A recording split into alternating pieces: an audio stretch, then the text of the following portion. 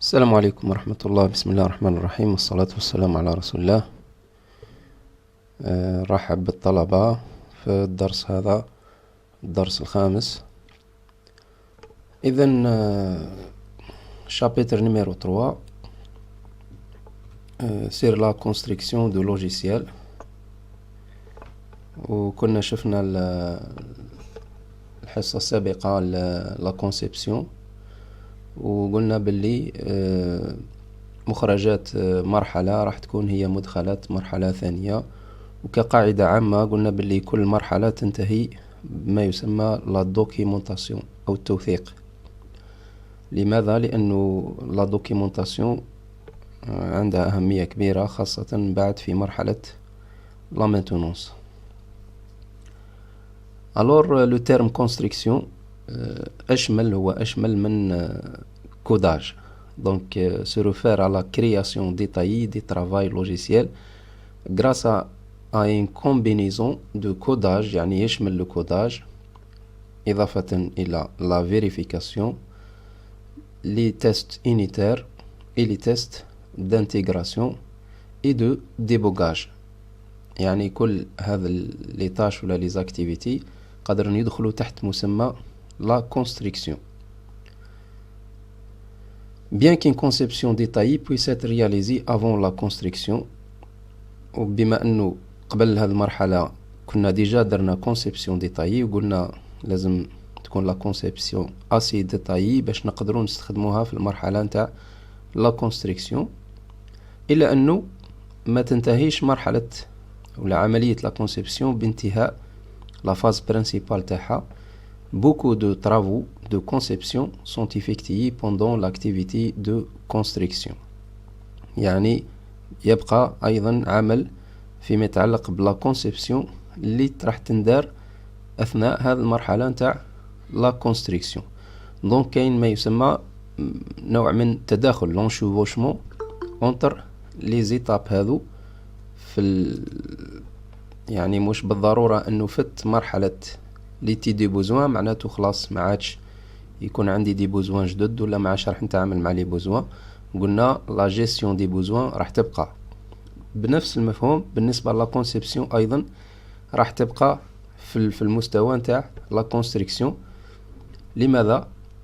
لأنه مادام عندنا دي بوزوان اللي قادرين يتغيروا، دي بوزوان شونجونت، اوتوماتيكمون لازم تكون لا كونسيبسيون متناسبة مع هذا لو شونجمون. سينو إذا كان اعتبرنا باللي لا كونسيبسيون تنتهي في المرحلة نتاع الكونسيبسيون، هنا ممكن من بعد راح نخرجوا بان برودوي وين يكون لا كونسيبسيون تختلف على لامبليمونطاسيون ولا على لا كونستركسيون. دونك هنا بوكو دو ترافو دو كونسيبسيون راح يبقاو في خلال المرحلة نتاع la construction. Les principes fondamentaux de la construction de logiciel، يعني هذه المبادئ لازم ناخذهم بعين الاعتبار خلال مرحلة la construction. minimiser، أول حاجة minimiser la complexité، بمعنى ما نستخدموش طرق معقدة في la construction. anticiper le changement، يعني نديرو حسابنا باللي قادر تكون هناك تغييرات دي بوزوان، قادر يكونوا دي زيكستونسيون، وبالتالي لازم نتوقعوا هذا لي شونجمون وناخذوهم ولا نحاولوا كيفاش نهيئوا لهم الطريقة المناسبة باش ننتجرهم لما يكون هناك شونجمون. la construction pour la vérification، دونك هنا وكأنه نوجهوا لا كونستركسيون تاعنا باش تكون قابلة لا فيريفيكاسيون. ريتيليزاسيون، إعادة الاستخدام، كنا تكلمنا عليها كثير في الحصة السابقة. وأيضا كاين دي نورم دو كونستركسيون اللي لازم نحترموهم في لا كونستركسيون. دونك نشوفوا بالنسبة لا مينيميزاسيون تاع لا كومبلكسيتي. La nécessité de réduire la complexité s'applique à tous les aspects de la construction de logiciels, et particulièrement importante pour tester les constructions de logiciels. يعني خاصة كي نعودو في لي تيست في لا فيريفيكاسيون.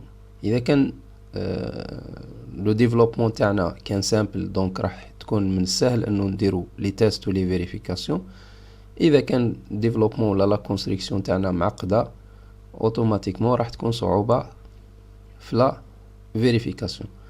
مي اوسي في لا مانتونونس نديرو حسابنا باللي من بعد مانتونونس راح تكون سوا كوريكتيف للتصحيح ولا ايفوليتيف باش نزيدو حوايج الى اخره. هنا اذا كان لا كونستركسيون تاعنا ايتي سامبل هنا راح نقدروا نديرو مانتونونس بسهوله. اما اذا كانت كومبلكس دونك فيها دي تريك وكذا ومنا يعني مش بالبساطه هذيك، من بعد راح تعبنا في لا مانتونونس ولا في لي زيتاب اللي راح يجيو من بعد كيما لا فيريفيكاسيون. Dans la construction du logiciel, la complexité réduite est obtenue en mettant l'accent sur la création de code qui est simple et lisible plutôt que astucieux. يعني هنا الكود نتاعنا يكون سهل ويكون مقروء، يعني نقدروا نراجعوه بسهولة، خير من انه يكون فيه دي تريك ودي زاسيس اللي ممكن تعب من بعد اللي راح يجي يعاود يرجع للكود هذا. Elle est accomplie en utilisant des normes et de nombreuses techniques spécifiques de codage. يعني من بين الطرق اللي تخلينا minimiser la complexité أنه نحترموا les normes de codage ولا les techniques اللي موضوعين في هذا الأساس. Anticiper le changement. La plupart des logiciels vont changer avec le temps. يعني معظم لي لوجيسيال راح يتغيروا بالوقت. Et l'anticipation des changements conduit de nombreux aspects de la construction de logiciels. Les changements dans les environnements dans lesquels opère le logiciel affectent également le logiciel de diverses façons. يعني التغييرات دائما راح تكون في لي لوجيسيال يعني مستقبلية، سواء في المحيط تاعو l'environnement opérationnel ولا في لي بوزوان فونكسيونال في حد ذاتهم، ولا ايضا ممكن لاهداف تطويريه. اكيد كاين شونجمون. هنا لازم دائما تكون نظره البعيده بالنسبه لو ديفلوبر، وبالتالي يدير حسابه باللي اذا كان راح يكون شونجمون معين كيفاش راح ينتيغري هذا لو شونجمون، يعني يوجد له الانتيغراسيون. وبالتالي هنا ما راحش يكون ما راحش تكون لا كونستركسيون بهذيك البساطه بحيث نشوف فقط لي بوزوان اللي راهم سيرطابل وما نتوقعش حتى شونجمون وما نديرلوش حساب كيفاش ننتيغري هذا لو شونجمون ولا كيفاش ندير اكستنسيون لو لوجيسيال. وقلنا بارمي لي بوزوان اللي قادر يفرضهم ممكن الكليون هو ليكستنسيبيليتي. يعني يقول لك انا نحتاج ديفلوبي لي لوجيسيال مي من بين لي بوزوان تاعي انه يكون اكستنسيبل، بمعنى كي نحب ندير شونجمون، نحب ندير اضافه، نحب ندير تعديل، ما راحش نلقى ان غران بروبليم. وهذا مهم جدا بالنسبه لو كليون. دونك anticiper le changement aide les ingénieurs logiciels. وقلنا سابقا كلمه انجينيور ماشي بالتيتر وانما لي ديفلوبر. دونك هو مصطلح نطلقوه في الجيني لوجيسيال على الاشخاص اللي كي ديفلوب دي لوجيسيال. Donc anticiper le changement aide les ingénieurs logiciels à construire des logiciels extensibles, ce qui signifie qu'ils peuvent améliorer un produit logiciel sans perturber la structure sous-jacente. يعني بدون ما يصرى تغيير كبير في la structure نتاع le produit ولا le logiciel.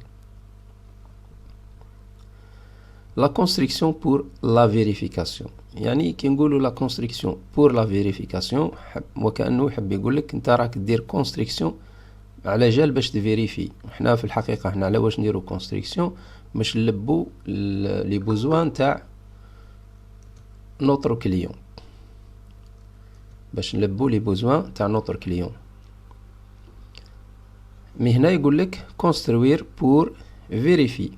وسيسير هما في زوج راح يأدوا نفس المعنى. علاش؟ لأنه إذا كان هدفك أنه تلبي لي بوزوان تاع لو كليون، أكيد لازم تأكد من بعد باللي راك هذا البرودوي اللي كونفورم aux attentes دي كليون، وبالتالي لازمك عملية لا فيريفيكاسيون.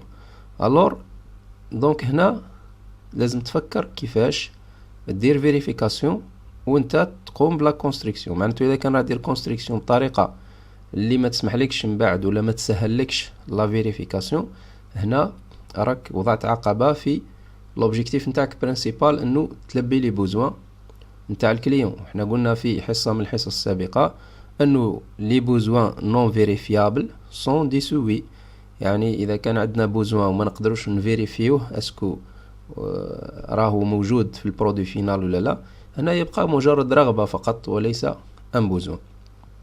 Donc construire pour la vérification signifie construire un logiciel de telle sorte que les erreurs peuvent être facilement trouvées. يعني أثناء مرحلة la vérification نقدروا نتعرفوا إذا كان موجودين أخطاء في هذا le logiciel. Donc facilement trouvé par les ingénieurs logiciels qui écrivent le logiciel ainsi que par les testeurs et les utilisateurs au cours des tests indépendants et des activités opérationnelles. معناته الناس اللي راح تقوم بلا فيريفيكاسيون بعدي ولا الناس اللي راح تستخدم لو لوجيسيال راح يكون من السهل عليهم انه يديروا فيريفيكاسيون بحيث يقدروا يكتشفوا الاخطاء ولا يصحوا لي ديفو اللي موجودين في le logiciel. Les techniques spécifiques qui soutiennent la construction pour la vérification comprennent le respect des normes de codage. Donc toujours كاين des normes de codage نحترموهم. إذا احترمنا les normes de codage راح نكونوا قدرنا نديروا construction simple pour vérifier ou la orienter vérification. Le respect des normes de codage pour soutenir les revues de code et les tests unitaires. Donc les revues de code معناته l'examen نتاع le code.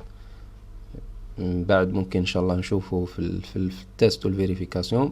Parmi les techniques pour vérifier c'est de faire des revues ولا قراءة le code ولا examiner le code. Et les tests unitaires. وكلمة تيست انيتير بروشينمون راح نجيو نتكلموا عليها. دونك اون تيست انيتي بار انيتي ومن بعد نديرو ما يسمى لو تيست دانتيغراسيون.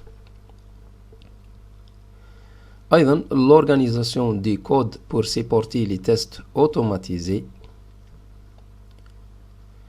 et la restriction de l'utilisation des structures complexes des langages. Donc parmi les techniques اللي يسهلوا la vérification, l'organisation des codes pour supporter les tests automatisés.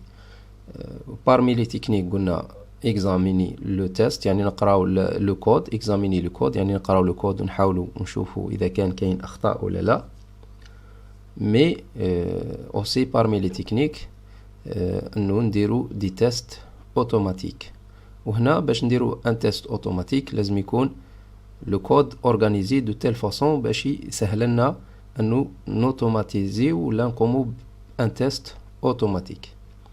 La restriction de l'utilisation de structures complexes du langage يعني إذا كاين دي structures simple معناته ممكن دي méthodes ولا مش عارف أنا de façon de réaliser عندي فيها دي choix. على واش نستخدم ستركتير اللي تكون كومبلكس، نحاول نستخدم ستركتير سامبل.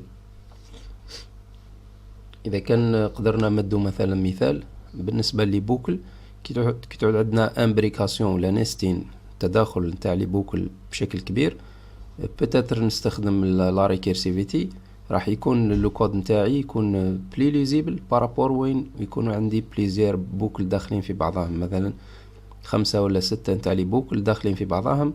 لما تجي تيكزاميني تدخل البوكل الاولى الثانيه الثالثه تبدا تيه دركا ماكش عارف روحك اكزاكتومون راك مي بتاتر نستخدم لا ريكيرسيفيتي راح تكون اوضح. هذا كمثال فقط يعني. وان كان دائما ممكن نوجدوا خيارات تكون معقدة وخيارات تكون سهلة. احنا راح نستخدموا الخيارات السهلة في لا كونستريكسيون، يعني نبسطوا لا كونستريكسيون. ولا نحبوا نمدوا مثال من خارج الجيني لوجيسيال في النقطة هذه. مثلا توجد بعض المصنعين إذا كان مصنعين السيارات، نمدوا مثال بسيط. عندنا مثلا الفيدونج، لا فيدونج اللي تندار في بيريوديكمون، يحتاج ممكن باش يشونجي الفلتر ويشونجي الزيت نتاعو. ممكن تلقاه وضعها بشكل معقد وحاط الفلتر في بلاصة صعيبة شوي، وهي عملية اللي تندار بيريوديكمون. هنا راح يخلي الشخص اللي راح يقتني السيارات دائما عنده صعوبة ولا تعب في هذه العملية اللي ممكن دائما تتكرر يعني. بينما واحد اخر اللي اونتيسيبي هذا لاشوز هذه راح يحط لو فلتر نتاعو في مكان واضح وسهل، وبالتالي راح يسهل ايضا العملية نتاع لا مينتونونس. دونك بنفس المفهوم لازم دائما نديرو حسابنا لا فيريفيكاسيون اثناء لا كونستريكسيون، يعني كيفاش راح نفيريفي هذا لو كود، وايضا كيفاش راح نقدر ندير مانتونونس في المستقبل.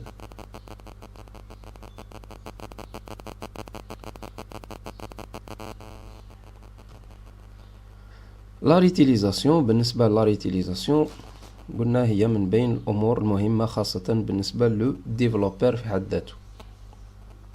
La réutilisation fait référence à l'utilisation des ressources existantes pour résoudre différents problèmes. يعني عندك des ressources existantes soit des codes ولا des bibliothèques ولا des modules راهم ديجا جاهزين ولا حتى des services راهم جاهزين. دونك تعاود تستخدمهم في la construction الحالية. Donc parmi les principes fondamentaux de la construction انه نستخدموا لا réutilisation. يعني اذا كان سي بوسيبل انه تعيد استعمال لي ريسورس اللي عندك، pourquoi pas، راح تربح وقت كبير وتكلفة كبيرة. لكن باش تقدر دير ريتيليزاسيون لازم يكون عندك دي ريسورس، معناته لازم يكون قبلك ديجا واحد ولا انت بعد لما كنت تدير لا كونستريكسيون كنت تدير لا كونستريكسيون بور لا ريتيليزاسيون، يعني كنت تدير حسابك باللي من بعد راح تعيد استغلال هذه الريسورس في دوتر بروجي. Dans la construction du logiciel, les ressources typiques qui sont réutilisées incluent les bibliothèques, les modules, les composants, le code source et les ressources commerciaux disponibles sur le marché أو ما يسمى ب codes. Donc des fois قادر تشري دي ريسورس واجدين جاهزين، تشريهم وتنتجريهم في اللوتي اللي راك ولا في اللوجيسيال اللي راك تخدم به. وهنا هذه لا ريتيليزاسيون مهمة جدا، وممكن الكثير اللي ممكن يغفل عليها، خاصة إذا كاين دي ريسورس اللي راهم موجودين. كاين ناس ممكن تعبت قبلك وحاولت تطور في الحل تاع البروبليماتيك هذه، وعقبت ممكن قطعت كما نقولوا قطعت مسافات كبيرة في هذاك الديفلوبمون تاع لو موديل هذاك ولا. دونك انت كي تجي باش تخدم لو موديل هذا ممكن تفكر تقول باللي انا نخدم ما بروبر موديل وممكن نخدمه مليح وكذا وراح يكلف لك مجهود ووقت كبير، بينما الموديل هذاك نفسه راه موجود. ممكن راه كاين الناس ديجا خدماته، وممكن ثمن تاعو التكلفة نتاعو لو كان تروح تشتريه وتنتجريه في اللوجيسيال نتاعك راح يكون اقل بكثير مما انه تطوره انت في حد ذاتك. ليس هذا فقط، بل اكيد راح يكون بجودة دو كاليتي احسن من اللي راح تطوروا نتاع. علاش؟ لانه قلنا ممكن هذوك لي ديفلوبر اللي راهم كونساكري لهذاك لو موديل ولا هذيك البيبليوتيك ولا هذيك البروبليماتيك، وراهم ديجا عندهم سنوات وهما يطوروا في هذاك لو برودوي. دونك هنا التفكير بلا ريتيليزاسيون ماهوش يعني شيء اللي نقلو من قيمة نتاعو. ممكن واحد يقول لك انا ندير ما يسمى بلينوفاسيون، يعني انا نبدع ونخرج حاجة من عندي، لكن الابداع نتاعك هنا ما راحش يكون عنده معنى اذا كان هذا الشيء اللي راح تخرجه راه ديجا موجود ومنتشر وبشكل احسن يعني بكثير من الشيء اللي راك قدمته انت.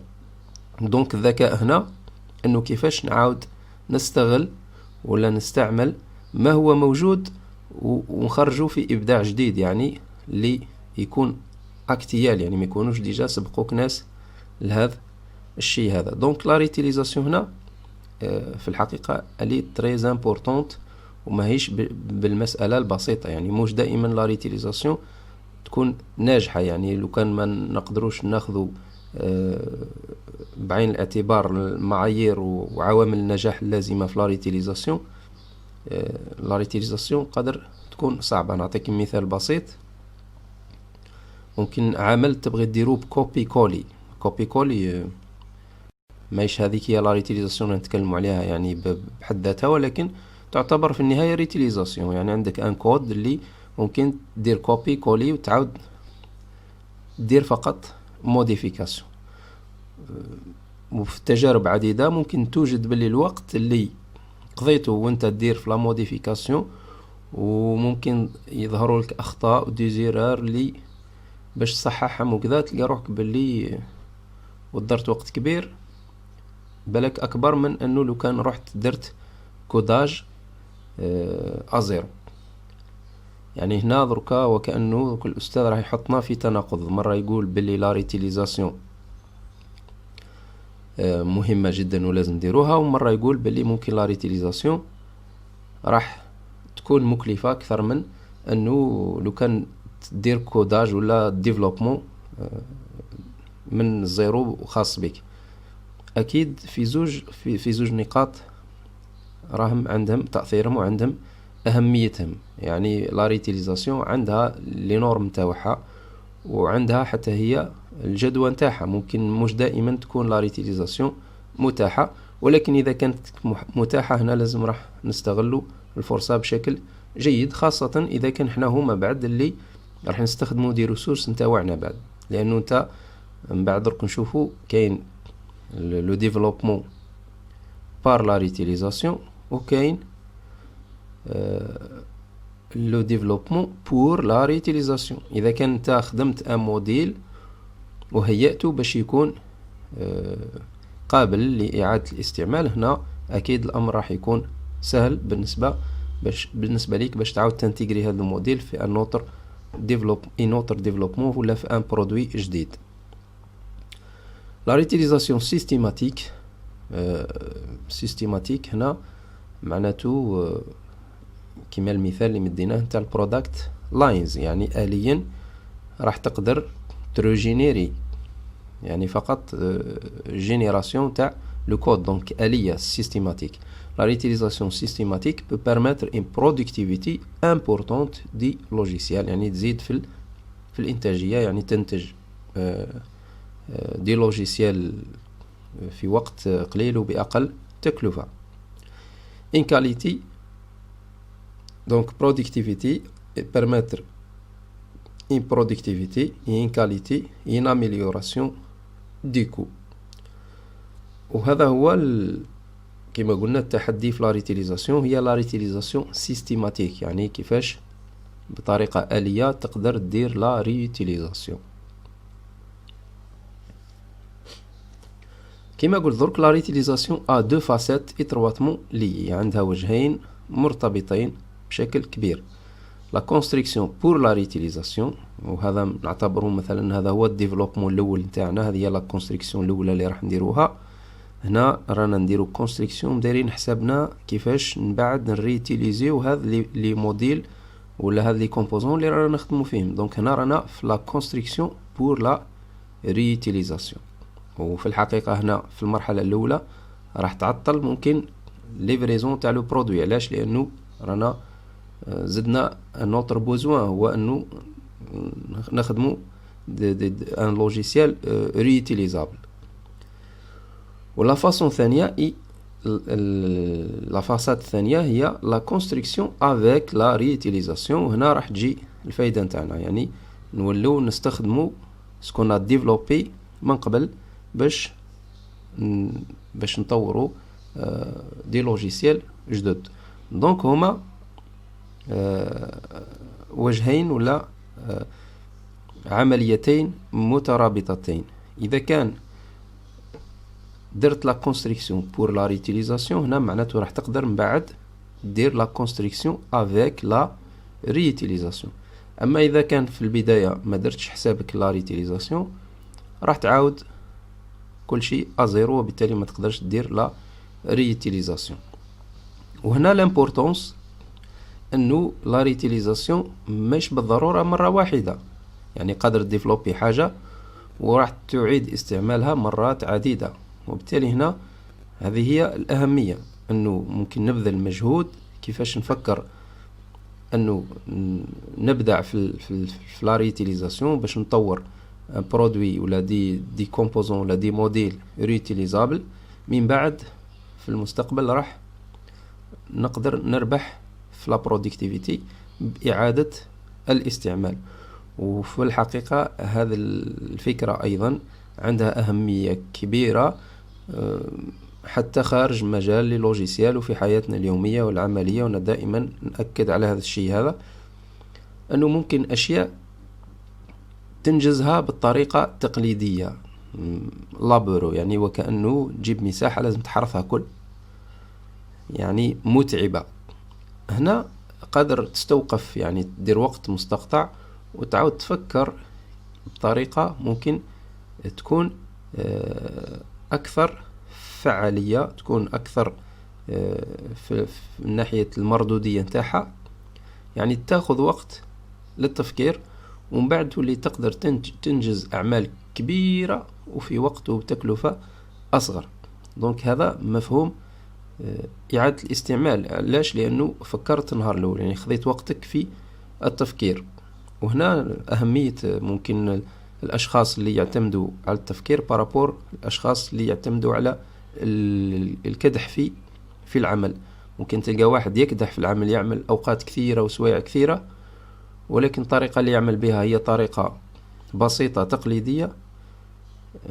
يجي واحد بلك يفكر ممكن ساعة أو 24 ساعة ويبدع في طريقة جديدة للعمل، بحيث يولي العمل اللي ممكن باش ينجز في سنة راح ينجز بلك في لحظات. ونقدروا نمدوا مثال في الانفورماتيك. مثلا بالنسبة للانفورماتيك كاين عملية لافيزيون انتر جدول ان طابلو نتاع لي دوني وان اكستري دو دوني، مثلا شهادة ولا. دونك اوليو نروح نخدم كل شهادة وحدها، ناخذ وقتي وندير فيزيون، ندير دمج بين ان طابلو في الاكسل ولا في الوورد، وهذا الاكستري هذا اللي راني حاب نخرجه، ندير عملية دمج ومن بعد بضغطة زر واحدة ترميني لا فيزيون راح تخرج ممكن حتى نقول لك بالك حتى 100,000 من النسخ بطريقة آلية. بطبيعة الحال باش تنجح انت في لا فيزيون هذه، ولا باش تقدر دير لا فيزيون، لازم تكون عندك دي دوني ستركتيري اورغانيزي. وهذا هو الشيء اللي نتكلموا فيه. اذا كان عندنا كود اللي راه سولون لي نورم، هنا راح نسهلوا لا ريوتيليزاسيون. ما ننساش فقط نذكر باللي الطلبة اللي عندهم دي كيسيون يسجلوا رقم سلايد والسؤال تاعهم في نهاية الحصة، نفتحوا النقاش ويطرحوا الأسئلة نتاعهم. La réutilisation dépasse souvent la limite des projets, ce qui signifie que les ressources réutilisées peuvent être construites dans d'autres projets ou organisations. هنا مدلنا ملاحظة باللي تقدر دير ريوتيليزاسيون خارج لو بروجي نتاعك، وهذا يعني انه حتى داخل نفس البروجي تقدر دير ريوتيليزاسيون. دونك وفي نفس البروجي نقدر ندير ريتيليزاسيون، يعني نخدم دي موديل ونعاود نستخدمهم مثلا في دوتر موديل. مي اوسي نقدر نخرج من البروجي هذا الى دوتر بروجي. والكودز هنا الكودز مثال انه ممكن حتى نروح نقوم بعملية شراء ولا استيراد نتاع دي برودوي اللي راهم جاهزين. لي نورم دو كونستركسيون، دونك معايير موضوعة من أجل لو ديفلوبمون. هذه لي نورم قادر يكونوا اكسترن و انترن، معناته ممكن خارج المؤسسة نتاعنا تاع ديفلوبمون، ولا انترن داخل المؤسسة نتاعنا. Donc l'application de normes de développement externe ou interne pendant la construction aide à atteindre les objectifs d'efficacité, de qualité et de coût d'un projet. يعني كي تخدم بلي نورم دونك راح تكون عندك فعالية في لا برودكتيفيتي، وايضا تكون عندك كاليتي مليحة، وبالتالي ايضا لو كو راح يكون اقل. لي نورم هذو اللي راح نحترموهم ولا راح نتعاملوا بهم في الحقيقة هما منتوج نتاع خبرات سابقة، يعني دي زيكسبرتيز اللي داروهم لي ديفلوبر منذ بداية العملية نتاع لو ديفلوبمون دي لوجيسيال. كانت هناك تراكمات وخبرات من بعد تحولت إلى معايير. يعني المعايير هذه في الحقيقة هي تراكم معرفي، وبالتالي قد ما احترمنا المعايير هذو قد ما راح تكون عندنا جودة في المنتج نتاعنا وبأقل تكلفة. لي نورم كي توش لا كونستركسيون كومبران، لي نورم موش فقط في لا كونستركسيون، قادر يكونوا في دوتر فاز. Les méthodes de communication, par exemple, les normes pour les formats et les contenus des documents. بالنسبة للا كونستركسيون عندنا لا دوكيمونطاسيون، كي نعود نديرو كوداج، كي نديرو الكود لازم ايضا نخرجو معاه دوكيمونطاسيون. هاد لا دوكيمونطاسيون هي المساعدة على فهم هذا لو كود، بحيث تبقى من بعد في حالة إذا كان حبينا نديرو تعديل أو تصحيح أو تطوير راح نرجعو دائما لهذا لي دوكيمون. ولا حتى في لا ريتيليزاسيون، حتى في إعادة الاستعمال، ممكن أنت باش تعاود تستخدم بيبليوتيك ولا لازم ترجع أيضا لا دوكيمونطاسيون. هنا كاين دي نورم كيفاش نخدمو هذا لي دوكيمون باش نسهلو لا كومينيكاسيون. بيان سير لازم ممكن يجيو اشخاص اخرين ما همش حنا، لكن يقدروا يقراو لي دوكيمون ويفهموا نفس الشيء اللي حبينا نفهموهم من خلال هذا لي دوكيمون. c'est un exemple pour la communication.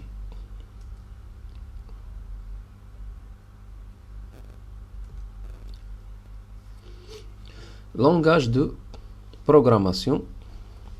Par exemple, normes de langage pour des langages comme Java et C++. يعني les langages de programmation اللي راح نستخدموهم في la construction حتى هما عندهم دي نورم. كل ما احترمنا هاد دي نورم أيضا راح يكون مهم بالنسبة للبرودوي نتاعنا. لي نورم دو كوداج هذا بصفة عامة، لو كوداج بصفة عامة كاين دي نورم. par exemple لي نورم pour les conventions de dénomination، كيفاش نسمي ممكن لي فاريابل، ممكن لي بروسيدير، لي كلاس إلى آخره. لا ديسبوزيسيون اي لاندونطاسيون، أيضا الإخراج نتاع لو كود نتاعنا كيفاش راح يكون.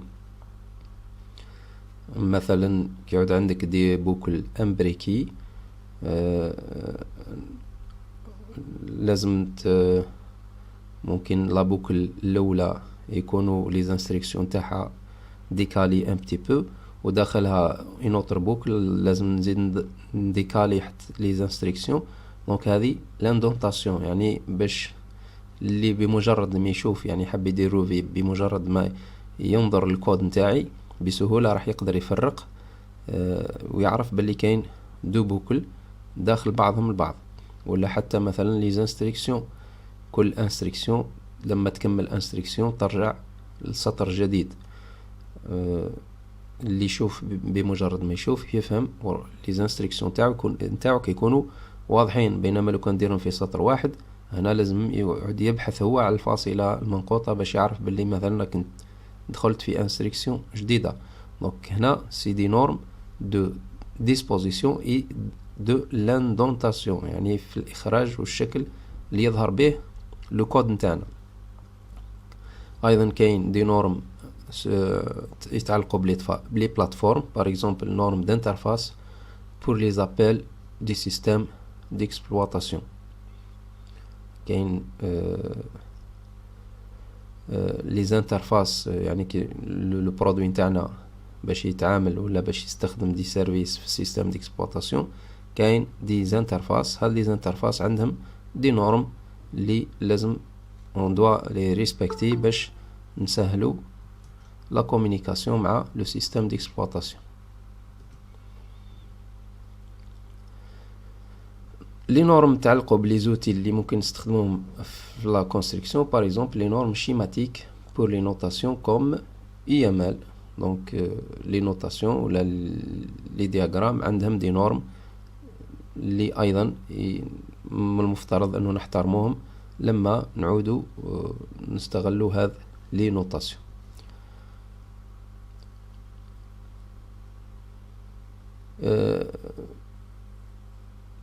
دونك هنا باش ندير كونستركسيون لازم عندي ممكن دي زوتي، عندي دي لونغاج، عندي دي نورم خاصين اللي لازم ناخذهم بعين الاعتبار، ولازم ناخذ وقتي باش نقوم بهم. مثلا مد مثال بالنسبة لا كوميونيكاسيون، كاين لي كومونتير الكومنت.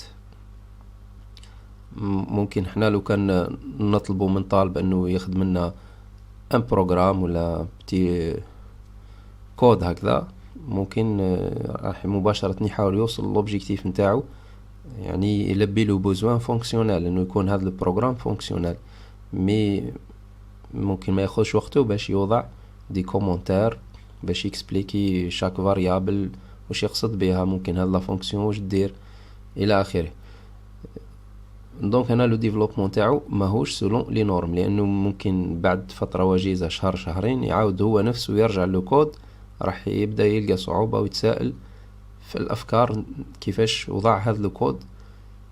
هو بعد في حد ذاته راح يحتاج انه يتعب باش يعاود يفهم هذا لو كود، ما بالك راح يجي شخص اخر. وبالتالي كي نخدم بلي نورم في الحقيقه راني خدمت كما نقولوا البعيد، يعني كانت عندي نظرة بعيدة. والعمل اللي راح ممكن يلاقيك في الأمام ولا في المقدمة، وكنت قادر انت تهيأ له من اليوم هذا، pourquoi pas تستغل وقتك باش تخدمه بشكل بحيث تسهل على نفسك في المستقبل. وهذه كاينة حتى في المقولات الشعبية نتاعنا، يقولك اللي تروح ليه وتولي له اديه معاك، يعني pourquoi عاد تروح وتعاود زيد ترجع. دونك في المقدمة ولا في البداية تبدأ دير حسابك اللي راح يلاقيك في الأمام، تعاود تاخذه بعين الاعتبار. ممكن هنا نفتح قوس، وانتم الطلبة عندكم المذكرة التخرج ومقبلين باش ديروا ميموار دو فان ديتيد. دوك كي تبداو تقراو لي دوكيمون لي تادلار والمشاكل هذه، انت شاك فوا تقرا دوكيمون لازم دير له ملخص وتستريكتيري الفكره الموجوده في هذا الدوكيمون وتحطه بصيغه باش نهار اخر كي تبدا تحرر في المذكره نتاعك ما تعاودش تزيد تقرا الدوكيمون ازيرو، فقط ترجع العمل هذا اللي انجزته. دونك انت تخدم اليوم، فكر واش راح يستنى فيك في الايام القادمه. دونك اللي ممكن يظهر لنا باللي راهو تضييع وقت في البدايه، في الحقيقة هو ربح للوقت في المستقبل. utilisation de normes externes يعني خارج المؤسسة ولا خارج l'équipe de développement. La construction dépend de l'utilisation de normes externes pour les langages de construction, les outils de construction, les interfaces techniques. Donc هذه الأدوات اللي راح نستخدموهم في la construction عندهم des normes. Les normes proviennent de nombreuses sources قادر يجيو من مختلف المصادر y compris les spécifications d'interfaces matérielles et logicielles telles que l'Object Management Group, l'OMG, et les organisations internationales comme les 3E ou les O. Donc هذو منظمات عالمية يوضعوا المعايير خاصة في مجالات عديدة ولكن خاصة في هذا المجال تاع لو ديفلوبمون ولا لا كونستركسيون دي لوجيسيال. كلما احترمت المعايير كلما سهلت لا كومينيكاسيون هذه بشكل عام، وايضا كلما كانت هناك عالمية في لو برودوي نتاعك، يعني لو برودوي هذا راح يكون ايتيل على المستوى العالمي اذا كان احترم المعايير العالمية. اذا كان احترم معايير وطنية راح يكون ايتيل على مستوى الوطن. اذا ما احترم حتى معيار ممكن راح يكون ايتيل فقط في الاطار الضيق، وبمجرد ما تخرج من الاطار الضيق ولا تحب تسوق لو برودوي تاعك ولا اللوجيسيال تاعك خارج هذا الاطار راح تصطدم كونك ما احترمتش معايير في لا كونستركسيون. utilisation de normes internes ممكن المؤسسة في حد ذاتها ولا ليكيب دو ديفلوبمون راح توضع هي معايير خاصة بها. هنا لازم on doit respecter هذه المعايير الخاصين بنا. Ces normes soutiennent la coordination des activités du groupe، يعني كما قلنا يسهلوا لا كوميونيكاسيون ولا التعاون داخل هذا ليكيب ولا لو جروب. minimisant la complexité, anticipant le changement et construisant pour la vérification. donc عادة يكونوا كل مؤسسة يكون عندها دي نورم انترن اللي تخدم عليهم، يعني نقدر نقولوا تقاليد خاصة بها. donc هنا لازم on doit les respecter pour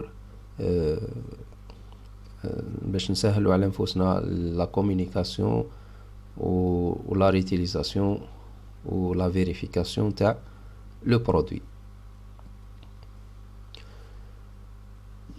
هذا بالنسبة لنورم. دركا نشوفو دي considération pratique. كما قلت في الحصة الأولى جو بونس تاع الجيني لوجيسيال. بالنسبة للجيني لوجيسيال ماهوش علم كي الرياضيات اللي عندها نظريات مثبتة ونتائجها دائما واضحة. قلنا بالنسبة للجيني لوجيسيال كاين دي براتيك ولا كاين دي ميور براتيك اللي عن طريق التجربة وعن طريق الكيميل اثبتوا لا رونتابيليتي نتاعهم. وهنا فقط اشاك فوا الجيني لوجيسيال تحاول كيفاش تحسن من هذا لي براتيك باش توصل الأهداف العامة اللي قلنا هي أنه on développe des logiciels de qualité في وقت في احترام الوقت المخصص وأيضا في التكلفة المخصصة. donc la construction est une acte. دوكا راح نشوفوا اعتبارات معينة لازم اللي ممكن نستخدموها ولا تسهل علينا le développement ou la construction des logiciels. La construction est une activité dans laquelle l'ingénieur logiciel doit faire face à des contraintes du monde réel, parfois chaotiques et changeantes. يعني les problèmes اللي راح يلقاهم لو ديفلوبر ما همش نفسهم، يعني كما قلت بالنسبة للرياضيات شيء واضح وطريقة حله واضح. هنا قادر يكونوا دي بروبليم معقدين ويتبدلوا على حساب الحالة. donc il doit le faire avec précision. هنا لازم هنا يكون ان effort بالنسبة للانجينير يقوم به.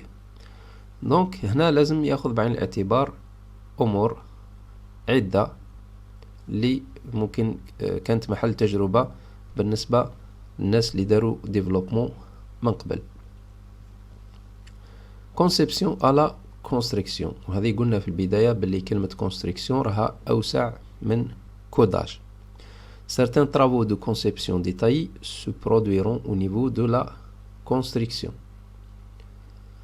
Et le travail de conception tend à être dicté par les contraintes imposées par le problème des mondes réels qui est abordé par le logiciel. في بعض ولا في أحيان معينة ما تقدرش دير كونسيبسيون ديتاي إلا بعد ما تروح تدخل لمرحلة لا كونستريكسيون، يعني وين لي بروبليم هما اللي ممكن يفرضوا عليك ولا يخليوك تعرف كيفاش دير ان كونسيبسيون ديتاي. يعني حنا واش قلنا في الحصة السابقة باللي لا كونستريكسيون في حد ذاتها تعتبر سوليسيون،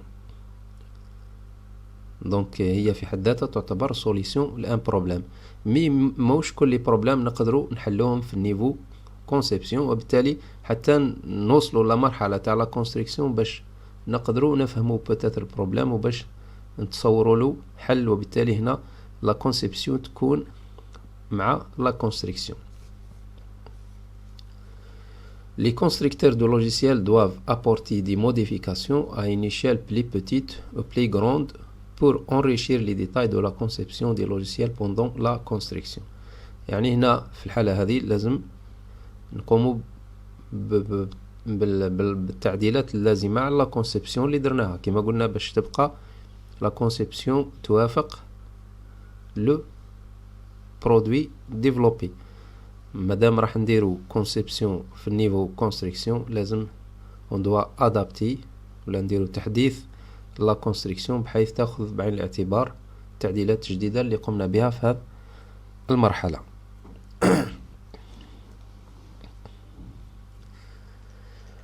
لونغاج دو كونستركسيون وما قلناش لونغاج دو بروغراماسيون. Les langages de construction et leur implémentation, par exemple les compilateurs, peuvent affecter les attributs de qualité du logiciel, performance, fiabilité, portabilité, etc. Ils peuvent contribuer sérieusement aux vulnérabilités de sécurité. هنا بالنسبة للشوا نتاع le langage de construction يلعب دور مهم في ولا يأثر على لا كاليتي دو لوجيسيال ديفلوبي. علاش؟ لأنه المثال مثلا تاع لي كومبيلاتور هنا راح يكون فرق وتباين بين لي لونغاج دو كونستركسيون، ولا خذينا لي لونغاج دو بروغراماسيون كحالة خاصة ولا كمثال مثلا بين الجافا وبين ممكن مثلا الباسكال. لي كومبيلاتور ما همشي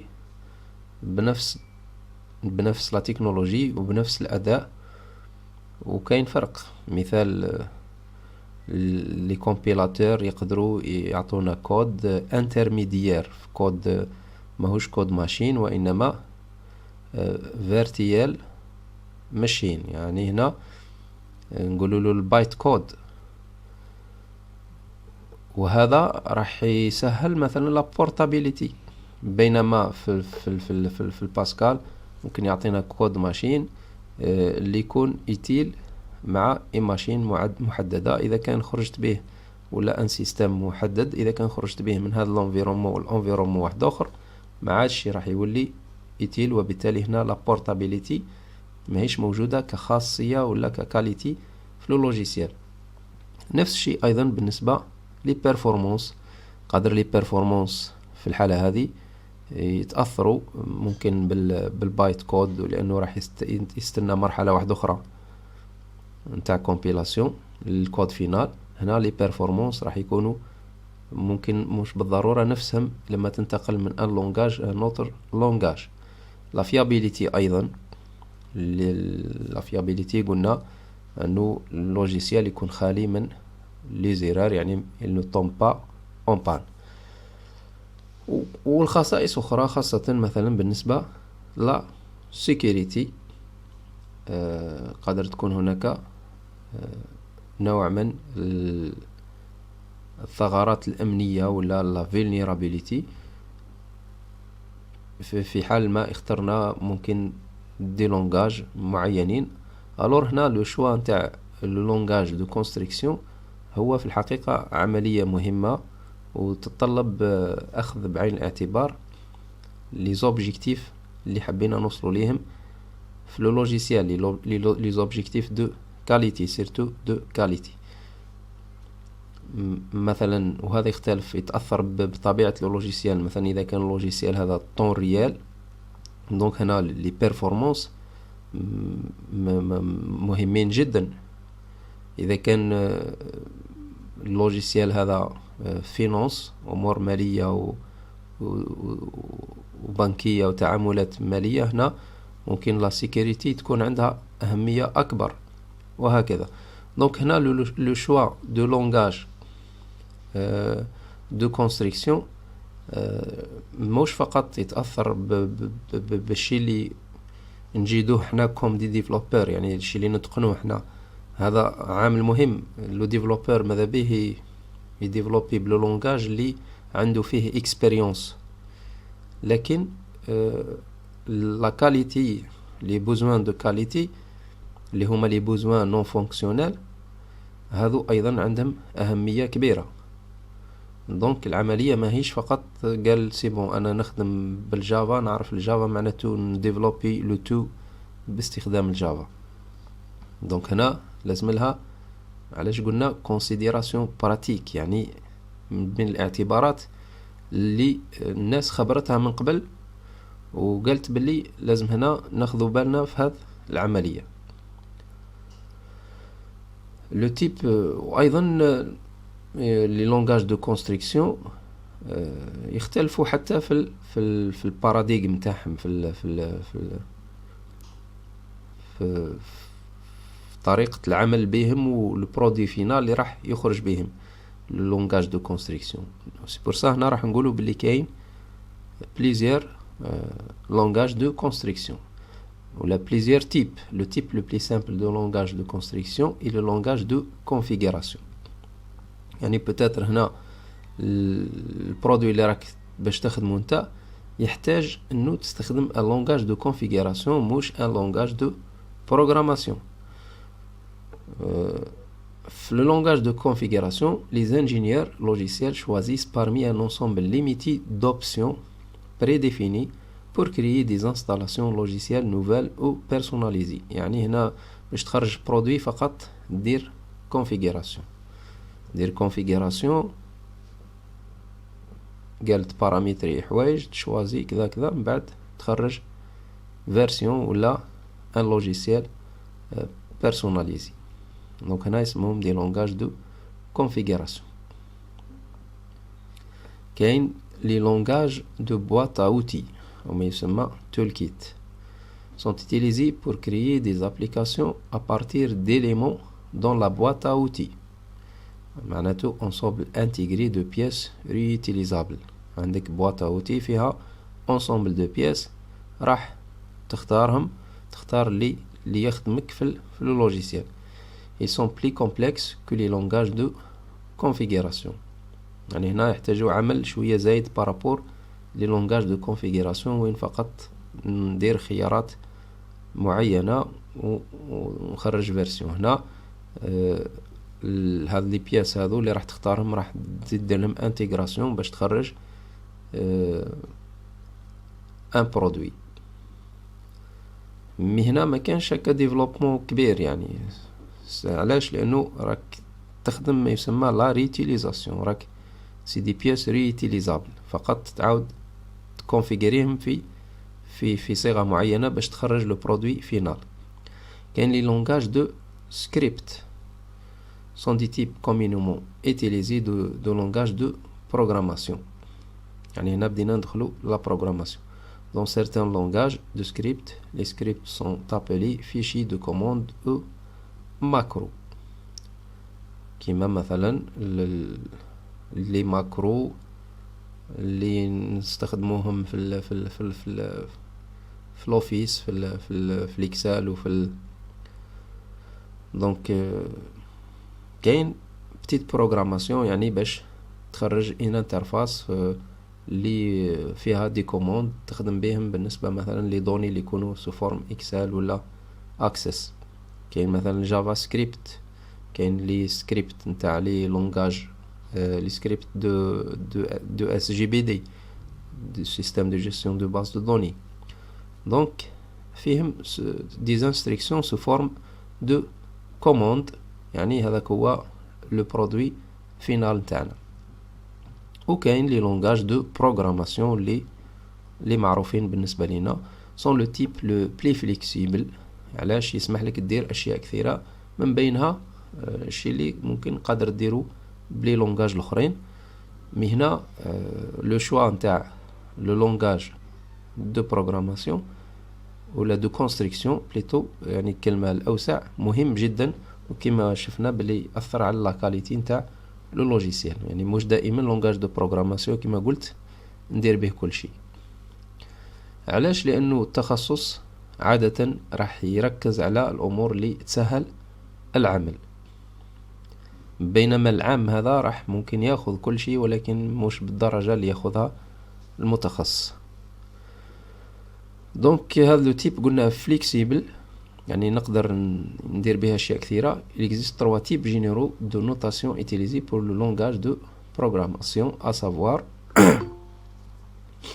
donc les langages de programmation في حد ذاتهم فيهم 3 types: linguistique, formel et visuel. linguistique مثلا C++ و Java، يعني تكتب des instructions في اللونغاج.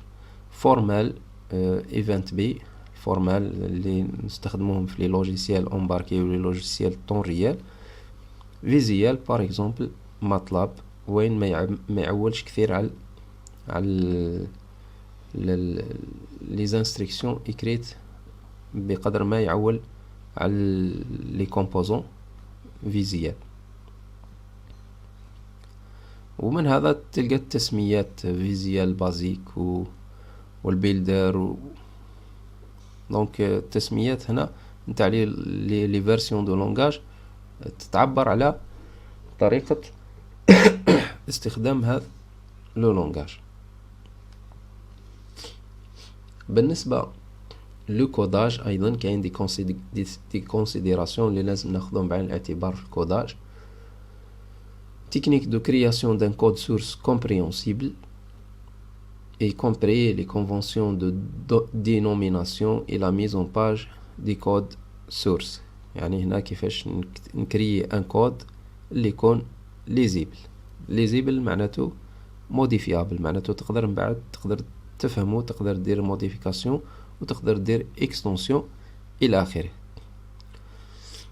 دونك راح تحترم les normes de codage. Utilisation de classes de type énuméré, de variables, de constantes et d'autres entités similaires. يعني هنا كاين بوتنسيال موجود في لي لونغاج لازم تستغله. يعني كيعود الظرف تاعك ولا الحالة تاعك تحتاج منك تكري كلاس، لازم تكري كلاس. تعود تحتاج ديكلاري ان فاريابل، لازم ديكلاري فاريابل. كي تكون كونستانت ديرها كونستانت الى اخره. دونك هنا هاد لا فاريابيليتي ولا هاد التنوع نتاع لي زوتي اللي موجودين في اللونغاج لازم نستغلوهم بشكل جيد. يعني ما نبقاوش نمشيو فقط بواش نعرفو حنا. ومثال هنا بالنسبه ل لا ستركتير اون كلاس هذه ولورينتي اوبجي، دونك هي طريقه مختلفه للتفكير. يعني هنا كي تجي دير لارشيتكتير ولا لا كونسيبسيون ارشيتكتيرال راك تفكر في لي كومبوزون كيفاش راهم موجودين، ومن بعد تلقى كيفاش تمبليمونتي هذا لي كومبوزون. مثلا تستخدم لي باكيج، وداخل لي باكيج تلقى دي كلاس، ولي كلاس تخرج منهم دي انستانس اوبجي، وتكون الانتراكسيون الى اخره. دونك هنا نقدر نقول الفلسفه نتاع لا بروغراماسيون لازم تجسدها من خلال الادوات المتاحة في لو لونغاج دو كونستركسيون. utilisation de structure de contrôle. كي نقول كلمة contrôle ديما if else و while و ainsi de suite و case. donc les structures de contrôle وكل structure راح تكون ممكن تستخدمها في المكان المناسب. مثلا عندنا بالنسبة لي بوكل قادر تلقى الوايل، قادر تلقى الفور، قادر تلقى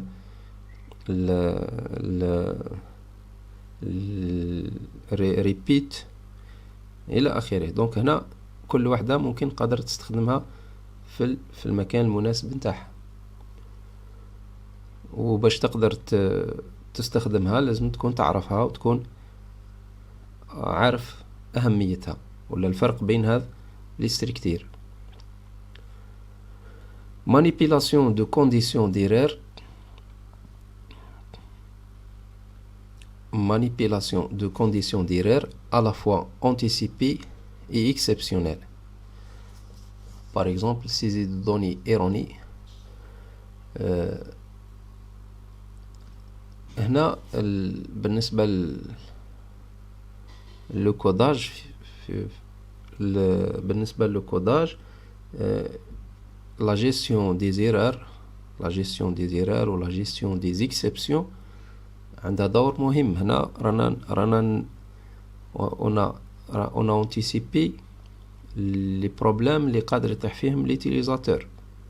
يعني مش فقط نديفلوبي الحالة العادية اللي وين لو كود نتاعي نشوف فيه بلي يمشي بطريقة جيدة. لازم نفكر في الحالات الاستثنائية، مثلا في أخطاء في لاسيزي. انت ممكن دير حسابك بلي ليتيليزاتور راح يعطيك عدد، ولكن ليتيليزاتور قادر يفرابي كاركتير الفابيتيك. هنا اذا كان ما درتش حسابك في الكود نتاعك باش تتعامل مع هذا لو تيب ديرور ولا هذا النوع من الاخطاء، السيسير راح يتوقف لو كود نتاع اللوجيسيال تاعك ولا البروغرام تاعك راح يتوقف في ايطا وين بلوكي، ما راحش يدير حتى شيء. وهذا ما راحش يكون مليح بالنسبة للسمعة نتاع لو برودوي في نظر ليتيليزاتور.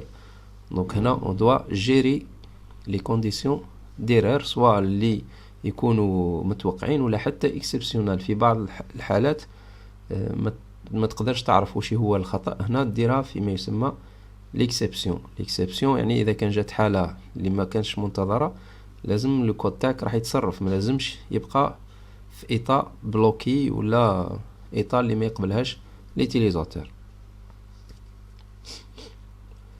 prévention des violations de sécurité au niveau des codes. مثلا dépassement de tempo aux limites d'index de tableau. انت مديكلاري تابلو فيه 100 ومن بعد في ليتيليزاسيون الحق 101 هنا اذا ما درتش بريفونسيون يعني ما درتش حماية، ما درتش انتيسيباسيون لهذا البروبليم هذا، ايضا الكود راح يحبس في ايطا بلوكي. مي اذا كان توقعت باللي قادر يوصل لهذه النقطة لازم تكون ديجا وجدت مخرج بحيث ما يصراش بلوكاج بالنسبة ليتيليزاتور. وهذه قضية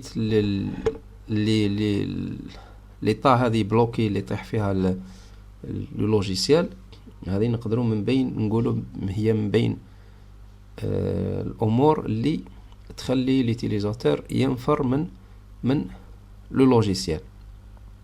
يعني تحطه في وضعية اللي لو كانت تتكرر معاه راح تو سامبلومون يفقد الثقة، لا فيابيليتي نتاع لو لوجيسيال بالنسبة ليه تكون ماهيش مهمة، وبالتالي ما راحش يعول عليه في العمل نتاعو، وهذا يعتبر فشل بالنسبة لو ديفلوبمون. سي بور سا من بين لي كونسيديراسيون براتيك لازم ناخذ بعين الاعتبار هذا لا جيستيون ولا لا بريفونسيون نتاع لا سيكوريتي au niveau de code.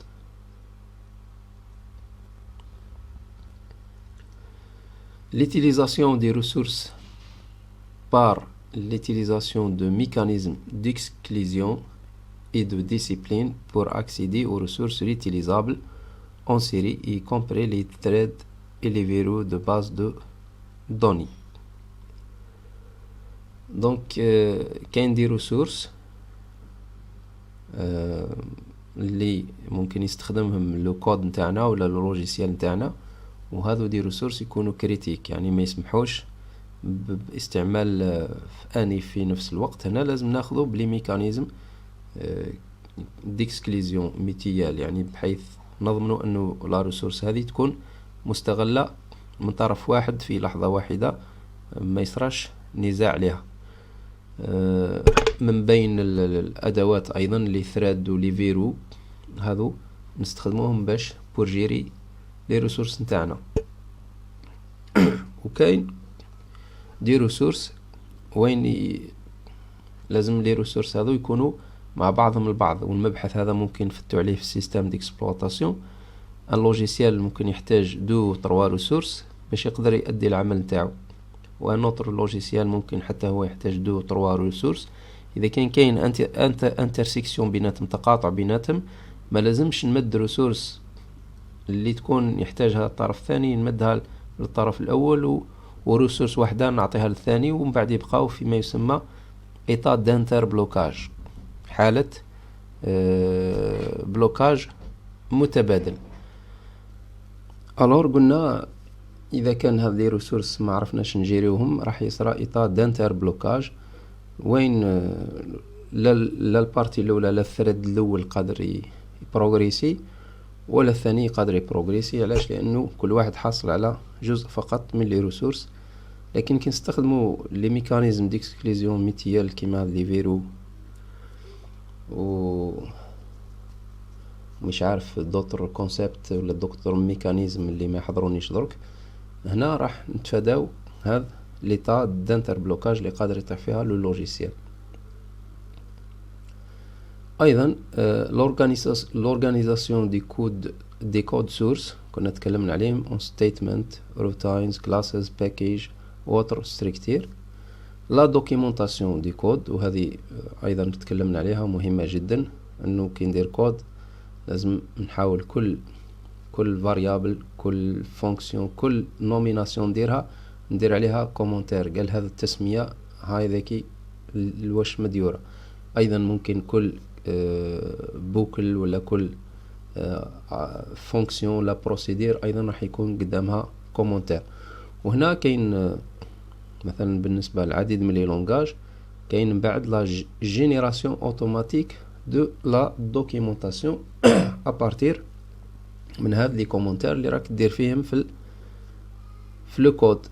دونك هنا راك تربح انه من بعد تكون لا دوكيومونطاسيون تاعك جاهزة بمجرد ما تكون كملت لو كوداج. وفي نفس الوقت راك حطيت دي الهالب، راك حطيت المساعدة ليكزاميناسيون بعد اللي راح تجي نتاع لو كود لهدف لا فيريفيكاسيون ولا لهدف لا مينتونونس. ريغلاج دي كود، هنا ممكن لو كود نتاعنا يحتاج ريغلاج من ناحية مثلا لي بيرفورمانس. ممكن تكتشف باللي بار لي تيست باللي الوقت لي كونسوميه ليكزيكيسيون تاع لو كود نتاعك راح يكون لور شويه طويل. هنا ممكن تعاود دير ريغلاج، يعني تعاود تشوف الاشكاليه الموجوده. يعني ممكن انت درت ديفلوبمون بطريقه معينه وكاينه طريقه اخرى احسن منها، بحيث تربحك في لي بيرفورمانس ولا في الاداء نتاع لو برودوي نتاعك. هنا راح دير ان ريغلاج، ولا بوتيتر حتى في لا ريتيليزاسيون ممكن بعد فكرت باللي لازم تخدم طريقه معينه باش تسهل لا ريتيليزاسيون ولا باش تسهل ليكستونسيبيليتي، يعني انه تسهل الموديفيكاسيون.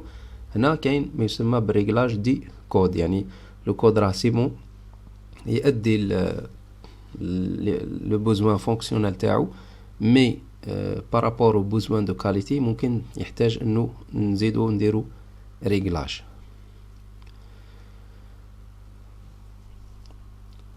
تيست دو كونستريكسيون، هنا قلنا من بين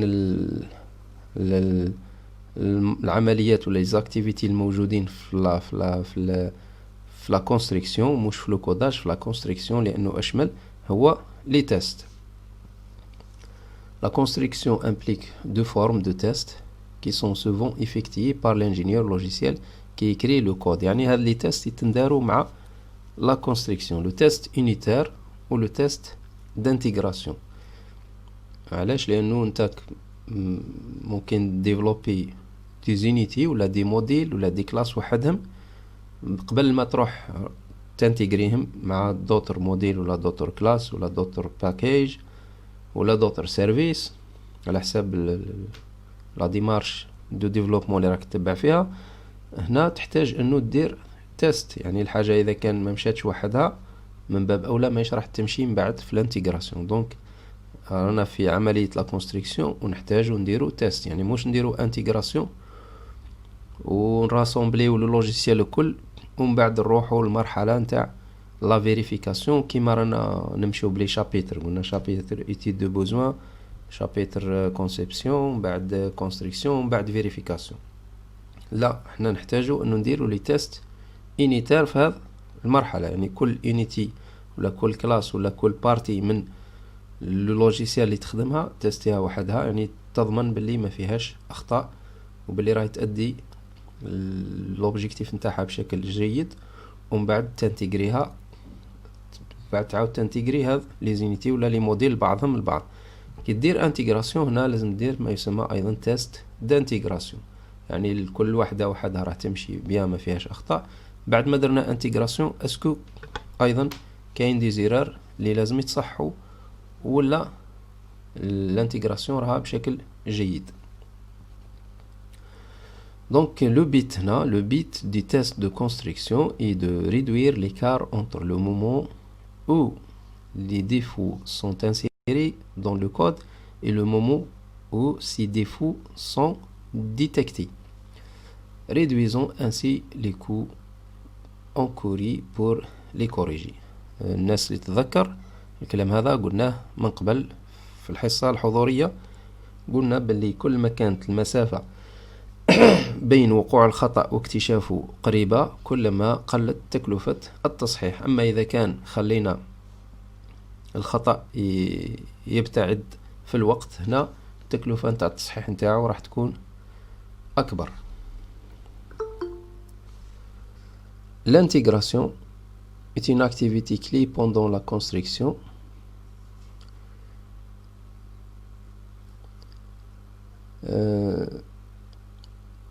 Une activité clé pendant la construction est l'intégration des routines, classes, composants et sous-systèmes construits individuellement en un seul système.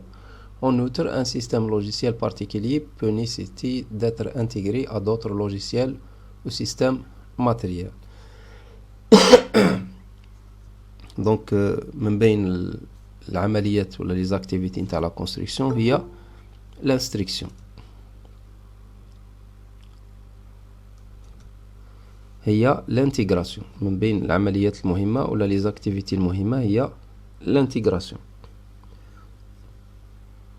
Soit au niveau routine معناته des fonctions ممكن ديفلوبيهم ولا دي بروسيدير كل واحدة وحدها من بعد تنتجريهم مع بعض مع بعضهم البعض، دي كلاس، دي كومبوزون اي دي سو سيستم، ممكن سيستم مقسم لدي سو سيستم. هنا نرجعوا الكلام اللي قلناه في البداية، كاين نيفو ارشيتكتورال وكاين نيفو ديتاي في لا كونسيبسيون، وقلنا بروغريسيف. يعني هنا العملية العكسية، الانتجراسيون بروغريسيف، يعني نبداو من l'intégration des fonctions بعد des classes بعد des composants بعد des sous-systèmes حتى نوصلوا l'intégration تاع le logiciel avec d'autres logiciels ولا matériel اللي يكون في l'environnement opérationnel.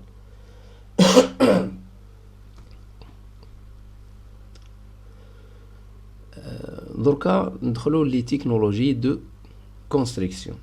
يعني كي نجيو نديرو كونستركسيون كاين دي تكنولوجي اللي راح نستغلوهم في لا كونستركسيون.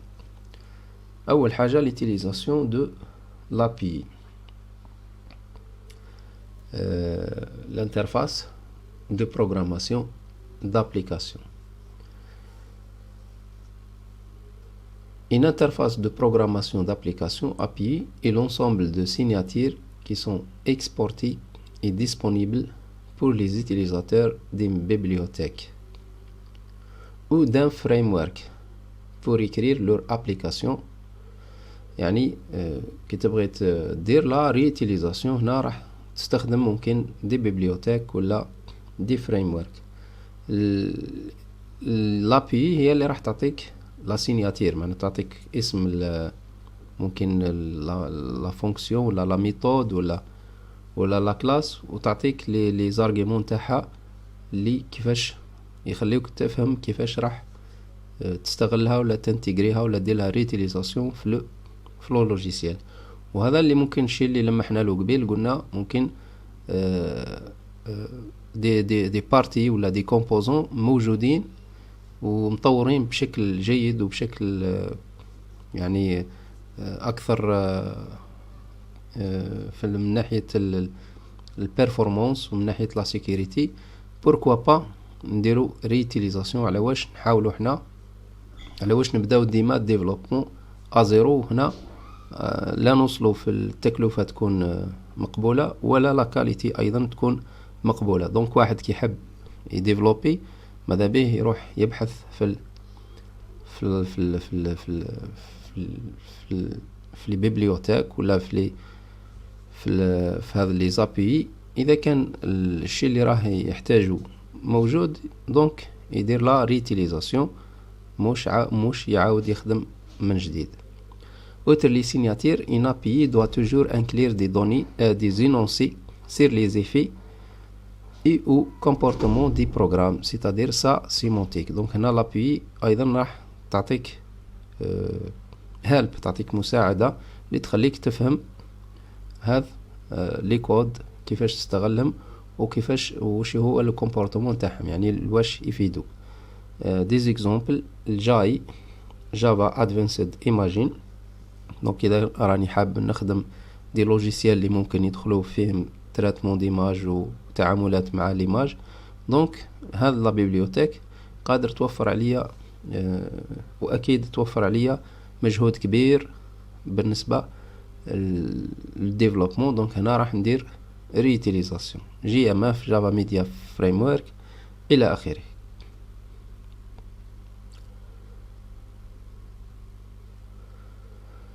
Les CJ d'exécution orientés objet. Les langages orientés objet supportent une série de mécanismes d'exécution incluant le polymorphisme et la réflexion. Donc نعودوا في l'orienté objet راح نوجدوا هذا les concepts تاع البوليمورفيزم وتاع la réflexion وادوات، وكاين ادوات كيفاش نجسدهم في la construction. Ces mécanismes d'exécution augmentent la souplesse et la capacité d'adaptation des programmes orientés objet. يعني هنا يسهلوا علينا العمل في الدومين تاع l'orienté objet. Le polymorphisme est la capacité d'un langage à supporter des opérations générales sans savoir jusqu'à l'exécution quel type d'objet concret le logiciel inclura. Le polymorphisme هنا يخليك تخدم un code وين le comportement ما راحش يكون معروف إلا أثناء l'exécution. donc هنا l'opération راح تكون générale. وركا نشوفوا par l'exemple parce que le programme ne connaît pas le type exact des objets à l'avance. Le comportement exact est déterminé au moment de l'exécution وهذا ما يسمى la liaison dynamique بالإنجليزية dynamic binding. نشوفوا هنا هذا المثال دونك اللي فيه البوليمورفيزم.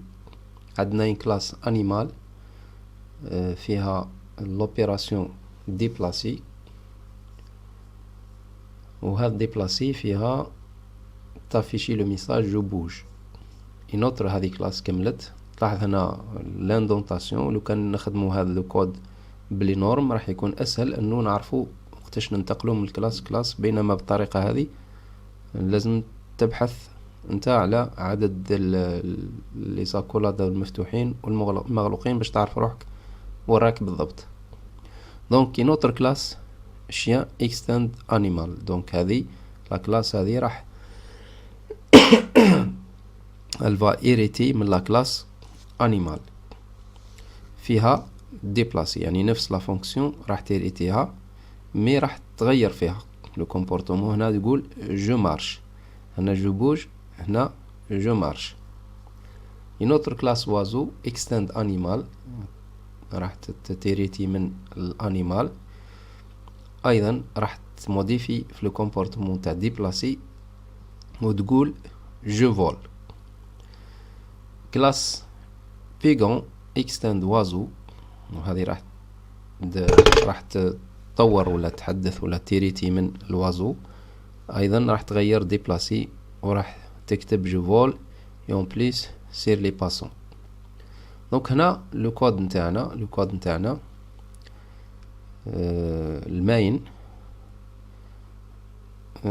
كلاس انيمال نديكلاري ان اوبجي A1 نيو انيمال، انيمال A2 نيو chien. دونك هذه initialisée par animal، A2 initialisée par chien، و animal 3 initialisée par pigeon ولا pigeon. دونك كي ندير لابيل A1 ديبلاسي، A2 ديبلاسي، A3 ديبلاسي. دونك هنا نفس لوبيراسيون درت لها ابل في لي 3 زوبجي. وهذا واش قلنا هنا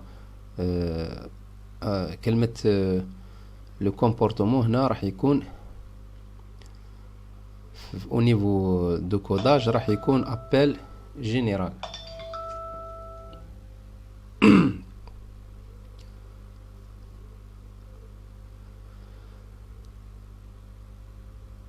Donc le polymorphisme est la capacité d'un langage à supporter des opérations générales sans savoir jusqu'à l'exécution quel type d'objet concret le logiciel inclura. Donc هنا ابل جينيرال ما عملناش وين واش راح يكون لو كومبورتمون تاع ديبلاسي هذه.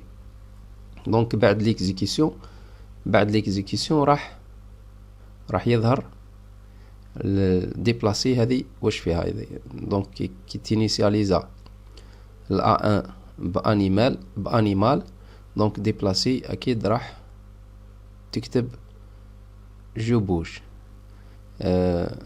au moment d'exécution A2 لما تينيسياليزا بالشيان واش راح تكتب؟ دونك راح تكتب جو مارش. والA3 au moment l'exécution كي نينيسياليزيوها بالبيجون هنا راح تكتب جو فول اي en place sur les passants. دونك نفس لوبيراسيون لو كومبورتمون تاعها راح يكون مختلف على حساب الحالة نتاعها في ليكزيكسيون. دونك هذا دايناميك بيندين ولا قلنا ابل ديناميك، يعني في لو مومون ديكزيكسيون باش يتوضح لنا واش هو لو كومبورتمون ريال. وهذه في الحقيقة تعتبر فليكسيبيليتي، مرونة في البروغراماسيون، يعني بنفس لوبيراسيون قادر ندير دي كومبورتمون مختلفين ويظهروا اثناء ليكزيكسيون. دونك هذه لا تكنولوجي تتعلق بلوريونتي اوبجي. لا ريفليكسيون ايضا et la capacité d'un programme à observer et à modifier sa propre structure et son comportement à l'exécution. يعني هنا حتى نوصلوا المرحلة نتاع يعني ليكزيكسيون ونقدروا كأنه راك تموديفي في لو كود نتاعك اثناء ليكزيكسيون. من المفترض تقليديا كود سورس اذا خرجنا رحنا بيريود ولا المرحلة نتاع ليكزيكسيون، هنا ما بقاش عندنا قابلية انه نغيروا في لا ستركتير. دونك هنا لا ريفليكسيون تخلينا نقوموا بهذا لا موديفيكاسيون، وكأنه قمنا بلا موديفيكاسيون اثناء المرحلة نتاع l'exécution. Donc la réflexion permet d'inspecter les classes, les interfaces, les champs et les méthodes au moment de l'exécution sans connaître leur nom au moment de la compilation. يعني ما تعرفش لي نون في لا كومبيلاسيون، لازم تعرفهم فقط من بعد l'exécution. دونك هنا لا ستركتير تقدر تقول متغيرة. إذا كان ماكش عارف واش من كلاس راح تنستونسي ولا واش من سموها واش من ميثود راح دير لها ابل، ولا يعني كأنه هنا ماكش عارف لا ستركتير إلا بعد l'exécution. Il permet également l'instanciation à l'exécution de nouveaux objets et l'invocation de méthodes utilisant des noms de classes et de méthodes paramétrées. Donc هذا كل في المرحلة نتاع l'exécution. نشوف هنا un exemple without reflection. foo, classe foo, objet foo, new foo. Donc instancie un objet من هذه la classe. foo hello with reflection. دركا كي نستخدموا لا ريفليكسيون في البروغراماسيون تاعنا ديكلاري اوبجيكت فو. دونك عندنا ان اوبجي فو reçoit classe var name complete class path and foo. دونك لو نون نتاع الكلاس اللي باش نستونسي منها اللي ندير منها نيو انستانس ما راحش يكون معروف هنا في لا كومبيلاسيون، بينما هنا راح يكون معروف في لا كومبيلاسيون. هنا في ليكزيكسيون بعد ليكزيكسيون راح نقدروا نوصلوا انه نديروا انستانس في هذا لوبجي فو بلا كلاس اللي هي كلاس فو. دونك هنا لو كومبيلاتور ما راه موش عارف لا كلاس اللي يدير منها انستانس، دونك راح تعرف من بعد au niveau d'exécution. اذا كان كيفاش نقولوا باللي ماناش عارفين وحنا عارفين، هنا درنا مثال واضح، لكن لو هنا دير invariable بدل هذا بدل هذا التكست هذا دير فاريابل، والفاريابل هذه راح ممكن تتعلق ببعض المدخلات اللي تدخلها ليوتيليزاتور. هنا راح نكونوا حقيقة ماناش عارفين واش من كلاس اللي راح نديروا منها الانستانس لوبجي هذا فو. دونك هنا وكأنه لا ستركتير ماهيش معروفة الا بعد ليكزيكسيون بهذا لا ريفليكسيون. ايضا هنا طريقة اخرى باش نمبليمونتي هذه لا ريفليكسيون. اوبجيكت فو كلاس نيو انستانس ميثود ام فو get class get declared method hello. هذه هي لو نون تاع الميثود تاعنا new class الى اخره. ام invoke فو يعني هنا باش ندير لابيل لهذا لا ميثود اللي انيسياليزيت بها الام. دونك ايضا ماهيش معروفه في لو مومون تاع الكومبيلاسيون. سي بيان سير مش عارف اذا كان مش كل الطلبه راح يوصلوا انه يفهموا لا ريفليكسيون والبوليمورفيزم هكذا بهذه البساطه. مثال بسيط مي تقدروا ترجعوا ديروا بتيت ريشيرش راح تفهموا اكثر الاهميه نتاعها. دونك نتوقف لهنا في هذا السلايد 26 ونفتح مجال الاسئله، انه بقات لنا حوالي 23 دقيقه على نهايه الحصه. ممكن بعد الحصه هذه عندي حصه اخرى حضوريا في الديبارتمون ديكونومي. دونك اللي عنده اسئله يتفضل، وشكرا على الاستماع نتاعكم.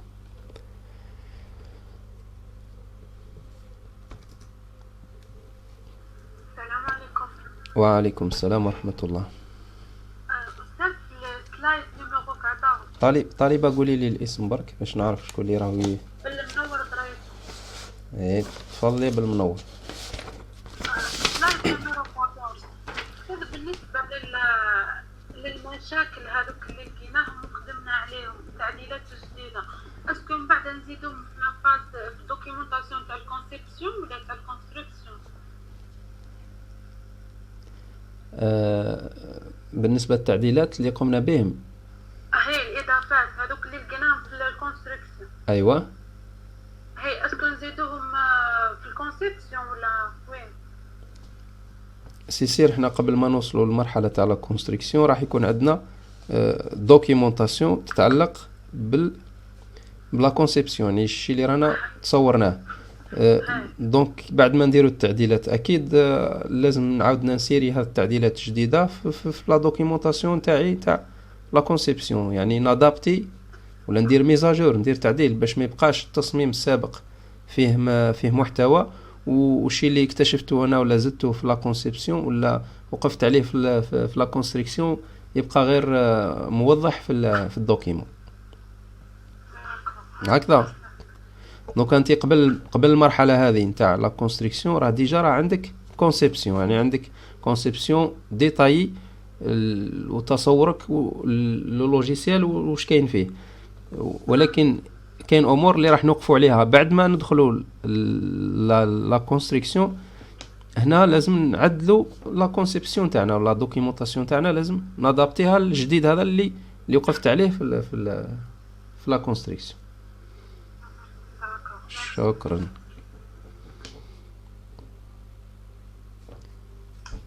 السلام عليكم شيخ. وعليكم السلام ورحمة الله.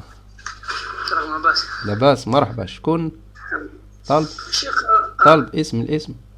بوعيشة بالقاسم. بالقاسم بوعيشاوي. بوعيشاوي، تفضل بالقاسم. شيخ كونسيرنو لي نورم لي ستوندار.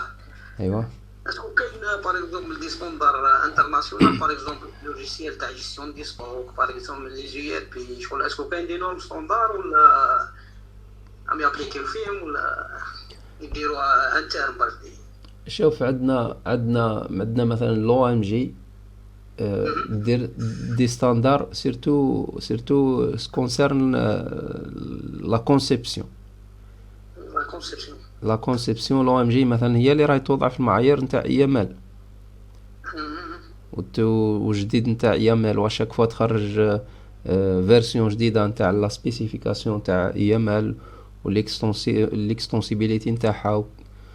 دونك هاي عندها كما نقولوا هذا المجال هذا نتاع لا كونسيبسيون.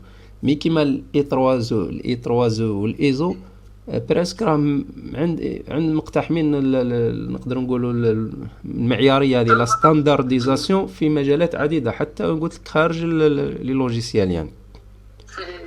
دونك هنا احنا واش الشيء اللي لازم ينتبه ليه الطالب انه كي يجي يدير ديفلوبمون في مجال محدد ولا في لازم يبحث على المعايير الموجوده سواء على المستوى المحلي كما قلنا انترن ولا اكسترن، يعني داخل المؤسسه وخارج المؤسسه لازم ياخذ بعين الاعتبار هذا المعايير، يعني راح يبحث عليها. اكيد راح يوجد مثلا في الدومين ريزو راح توجد معايير في الريزو، في الدومين باش تخدم ماتيريال يعني الكترونيك راح توجد معايير.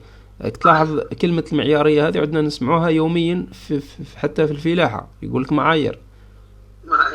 دونك اكيد راح يكون هناك معايير موجوده وموضوعه، وقلنا كل ما واحد احترم المعايير العالميه كل ما كان لو برودوي نتاعو ناجح على المستوى الاكبر يعني. الله فيك شيخ. مثال اخر برك على نديروا حسابنا تاع لي شونجمون. ايوا اونتيسيبي لي شونجمون. مثلا كيما شيخ على الواد فينونس هذا 2020 مثلا شغل غيروا في بعض، قال في لاباي في اليارجي يغيروا. لازم الواحد مثلا كي يكون يخدم لي لوجيسيال جيستيون باي وكذا يدير حساباته لهذو الاخرين ولا الضرائب ولا كذا مع الواد فينونس. كل عام احنا عندنا تغييرات، لازم الانسان كي ديفلوبي لوجيسيال تاع جيستيون باي ولا اللي عنده علاقه بهذه الامور صافي كما قلت لازم يدير حسابه. يكون هذا مثال برك باش بارك الله فيك. هو اكيد ممكن حتى مثلا اسكو دير انفاريابل ولا ديكلاري كونستانت فيها فرق. هنا عندك اسكو دير انفاريابل ايضا ولا دير انطابل في انباز دوني وفيها شون ايضا فرق، وهكذا يعني كل ما الواحد دار حساباته كيما راك تقول التغييرات قادر تكون الطريقه اللي راح ينجز بها لو برودوي نتاعو اللي راح يدير بها لا كونستركسيون راح تكون اكيد مختلفه، لانه من بعد التغيير قادر يكون مكلف. يعني ممكن باش تدرج تغيير جديد كيما راك تقول مثلا على قانون اللي تغير كل عام، قادر ممكن تعاود بارتي كبيره نتاع لو لوجيسيال. بينما اذا كان درت حسابك دونك جيست ممكن بارامتري فقط وتوصل انه تاخذ بعين الاعتبار تغيير جديد. شكرا، بارك الله فيك ابو القاسم. نعم تفضل. الوقت باغ اكزومبل كيما حنا في جونفي يقولك طبق القانون في جونفي وانت ما كنتش داير حساباتك شغل مادام في لابي هما لازم من الشركه هذيك لازم تخدم وانت الوقت ما يكفيكش شغل ثاني. هذا عامل مهم. فوالا شفت كيفاش ممكن يعني التغيير هنا الوقت ما راحش يكون في صالحك باش تقدر دير التغيير هذاك. ما تقدرش تبلوكي انت المؤسسه هذه كلها وانت ما عندكش الوقت. سير هنا ممكن راح تروح للطرق حتى بديله، بالك حتى تصرى انه اعطيك مثال حنا اللي حدث لنا كما راك قلت امثله واقعيه هنا بالنسبه لنا في بروغريس لما داروا التغيير نتاع النجاح نتاع 30 بالرصيد ونتاع 45 ونتاع سميها لي هذه بين انه ممكن في الماستر قال السداسي الاول والسداسي الثاني كومبوسيو بعضهم. هنا في الكثير من الاحيان درك اضطرينا انه نحاولوا كيفاش نوليو نخدموا بالاكسل ونوليو دوك الوقت ما يسمحلكش باش ما يسمحلكش، لازم تروح ممكن حتى البديل يعني. دونك كل ما واحد كان عنده نظرة واسعة في لونتيسيباسيون تاع هاد لي شونجمون كل ما كان راح يكون اون بوزيسيون مليحة في المستقبل. شكرا نابل العشاوي. شكرا. بارك الله فيك يا شيخ. يعطيك الصح.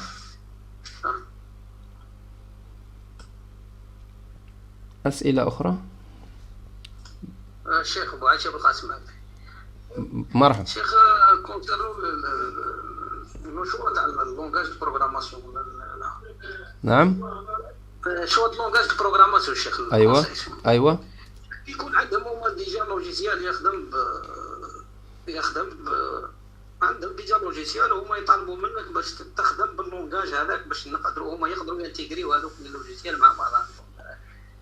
هنا ممكن الخيار ماهوش يعني ما عندكش كيما نقولوا فسحه نتاع خيار تاع اختيار. ممكن في حاله كيما هذه ما احنا نهضروا اذا كان الواحد بسم الله راح يبدا هنا مش معناته اللي اللونغاج اللي يجي مقابله راح يقوم يستخدمه. هنا لازم ياخذ بعين الاعتبار.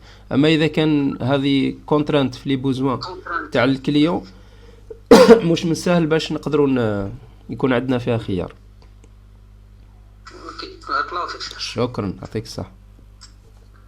السلام عليكم الشيخ. وعليكم السلام ورحمة الله. ممكن طالبة الاسم طالب. الاسم طالبة. كماسي وسام. كماسي. مرحبا وسام، تفضلي. شيخ ممكن مثال على اللونغاج دو كونستركسيون. أيوة.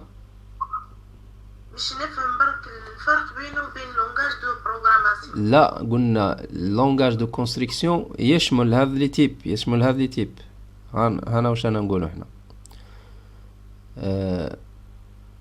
قلنا ورانا لونغاج دو كونستركسيون. فوالا هنا قلنا les langages de construction et leur implémentation peuvent affecter des attributs de qualité. هذه le type le plus simple de langage de construction est يعني كاين les langages de construction يشملوا langage de configuration ويشملوا langage de boîte à outils ويشملوا langage de script وأيضا فيهم langage de programmation اللي نعرفهم حنا. يعني la construction قادر تستخدمي في هذه الأنواع كل تاع les langages. دونك كلمة langage de construction راها أشمل وأوسع من كلمة langage de programmation. بمعنى ماناش دائما نديرو programmation يعني مثلا بالنسبة للconfiguration فقط تشوازي بين لي بارامتر خيارات موجودة، تخير انت خيارات معينة تخرج ان فيرسيون تاع البرودوي نتاعك. بالنسبة للبواطة اوتي قلنا راح تختار دي بياس ريتيليزابل موجودين وتكون خدمت البرودوي انسي دو سويت. لي سكريبت ايضا حتى هما سي دي انستركسيون لينغويستيك وتكون خدمت سكريبت. من بعد باش وصلنا باللي بارمي لي لونغاج دو كونستركسيون ايضا كاين لي لونغاج دو بروغراماسيون كيما الباسكال سي الجافا الى اخره. هكذا دونك كلمه كونستركسيون لونغاج دو كونستركسيون راها تشمل ولا تتضمن نوع خاص من لي لونغاج دو كونستركسيون، كاين لونغاج دو بروغراماسيون. تفضل. شكرا. السلام عليكم شيخ. السلام ورحمة الله. معك طالب سرحاني. السرحاني. تفضل السرحاني. طالب سرحاني. تفضل السرحاني. استاذ في وقتنا الحالي هل يعتبر مثلا الميثود كونسيبسيون اليابانية الأفضل حاليا ولا؟ ميثود دو كونسيبسيون.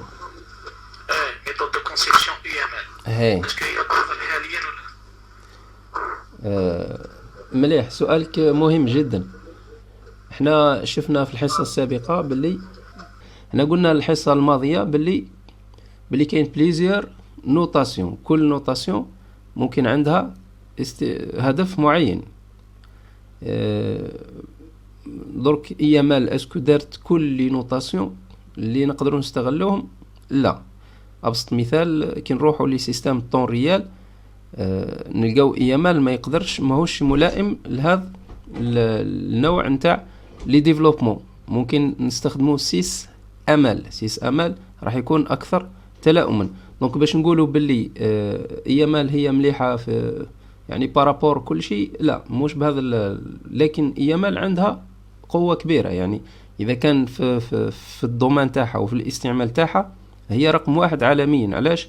خاصه انه عندها منظمة عالمية لا بأس بها اللي هي l'OMG اللي راها تشرف عليها وتشرف على تطوير لي كونسيبت نتاعها ولي نوتاسيون نتاعها وكيفاش ديرلها اكستنسيون باش تولي تستخدم في الكثير من المجالات. يعني يامال عندها وزن كبير يعني، لكن ما هيش هي اللي قادرين الوحيدة اللي نقدر نستخدموها في كل شيء كما قلنا في الحصة السابقة. يعني كاين بليزير نوتاسيون على حساب لي زوبجيكتيف.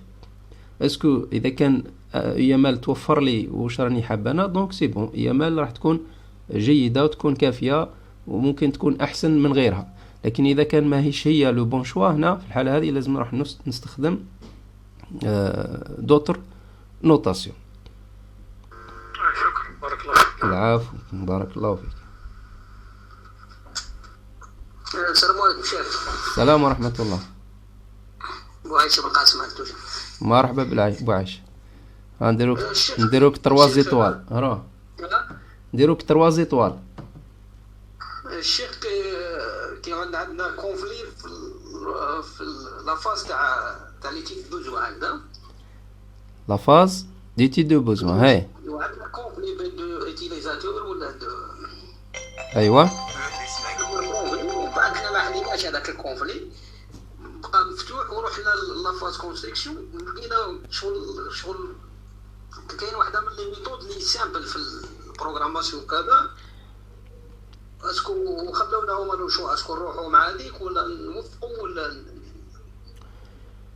هو لي تي دي بوزوان. احنا قلنا في كي درسناها قلنا عامل مهم في نجاح لا كونستركسيون لا ديفلوبمون تاع لو لوجيسيال، وخاصه لا جيستيون تاع لي كونفلي اللي يكونوا بين لي بارتي برونونت. لازم قبل ما تمشي بروغريسيف ديفلوبمون لازم تكون درت الحل التوافقي قبل. لازم نكونوا فريناها ديريكت قبل. لازم تكون فريتها قبل، لانه دركا قادر مثلا تونجاجي وتتخير كما تقول تاع الشوما اللي راح تمشي عليه، ومن بعد كي تجي الليفريزون تلقى بلي انيتيل. علاش؟ لانه بارتي برونونت معينه ما خذيتهاش بعين الاعتبار. تقدر تعطينا كمثال هكذا واقعي مادام راك تحكي بالي من الواقع؟ وش هو البروبليم مثلا؟ مش ما عنديش بروبليم، صح كان يخلوه في لو شوا هكذا شغل باش خليك لو شوا باش يحصلك من بعد، باش يحصلك شغل يخلوها هكذا مفتوحه في الكاي تشارج ويخلوها هكذا ومن بعد تحصل. بويسك من بعد انت تاخذ لا ريسبونسابيلتي وهما ببساطه يقول لك احنا ما حبيناش هكا وخلاص. وهذه وهذه تتنافى مع مصطلح لا سبيسيفيكاسيون. حنا قلنا لا سبيسيفيكاسيون لازم نخرجوا ان دوكيمون يكون كلار ويكون سون امبيغويتي، يعني يكون كلار ليزيبل سون امبيغويتي وما فيهش من بعد انتربريتاسيون سيبجيكتيف، بحيث يقول لك واحد انا نقصد، انا قلت لك هكا ونقصد كذا وقلت على. قلنا لا سبيسيفيكاسيون لازم تكون كلار. علاش؟ باش ما نطيحوش في ديكا كيما هذو، باش كي تلحق سباس كونستركسيون على بالك دير مع اكشن. اكزاكتومون. هي اوكي شكرا ابو القاسم، شكرا.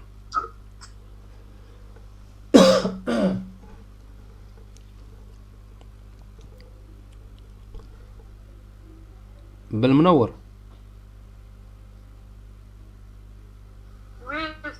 عندك سؤال؟ لا ما عنديش. واضح كل شيء واضح.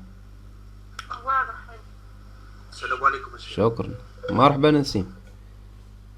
السلام. عندي دو كيسيون. الاول كنت عند سقسيون كنت سقسيون طرق الحالي على ايامال اسكو اكثر استعمالا واسكو هي اللي راهي تستخدم حاليا في هذا الوقت الحالي. انا قلنا اذا كان ايامال، اذا كان راها تلبي لوبجيكتيف نتاعك، يعني انت لي بوين دو في دو كونسيبسيون اللي حاب ديرهم موجودين في ايامال. هنا ايامال نقدر نقول لك باللي سي لولادر مونديال، هي الاولى عالميا. اصلا كي نشوفوا ليستوريك تاع ايامال خرجت من لا كومبينيزون تاع 3 كيما نقولوا نوتاسيون اللي كانوا قبلها، هما 3 ضموهم في وحده وخرجوا يونيفيد، يعني موحده، لغه النمذجه الموحده UML يونيفيد موديلين لانجويج. وعندها منظمه عالميه تسهر على لا ميزاجور التحديثات نتاع سموه لي زيكستونسيون. وايضا بالنسبه لاريتيليزاسيون راح نشوفه ان شاء الله من بعد في الكور تاعنا، باش تجينيري لو كود من لا كونسيبسيون. داير راهم بازيو ايام اللي راه قاطعه فيها شوط كبير كيما نقول. ايضا بالنسبه للاكستنسيبيليتي، بالنسبه للادابتاسيون لي دومين، يعني كيفاش ممكن دي دومين مختلفين يستخدموا ايامال في الموديليزاسيون. دونك هنا ايامال عندها قوه كبيره ووزن كبير. ولكن في حاله اذا كان لا ناتير تاع اللوجيسيال، يعني مديت مثال، اذا كان لوجيسيال كيما طون ريال ويحتاجوا لي فالور ولا فورمال، ولا هنا ايامال يقولك ستان لونغاج سومي فورمال، ماهوش فورمال، سومي فورمال. معناته كي تعود في قدام بروبليم فورمال هنا ما راحش تستخدم ايامال، لازم تروح تستخدم دي لونغاج فورمال. هكذا. ويا شيخ شكرا. بالنسبه للشيخ السؤال الزوج، بالنسبه للتيدي اللي حطيته لنا في موديل، ايوه اسكو راح نديرو تيدي ولا نحلو وحدنا ولا كيف؟ ايه فكرتني بارك الله فيك. بالنسبه للتيدي اللي حطيته في موديل، على لي تيدي بوزوان، كل واحد يحاول يفكر فيه، يشوف ترى كيفاش. وديجا نبعث لكم اليان تاع لي دياغرام دو سيكونس، مش دياغرام دو سيكونس، دياغرام دو كا ديتيليزاسيون، باش تقراوه تفهموه شوي وتحاولوا تحلوا التيدي هذاك.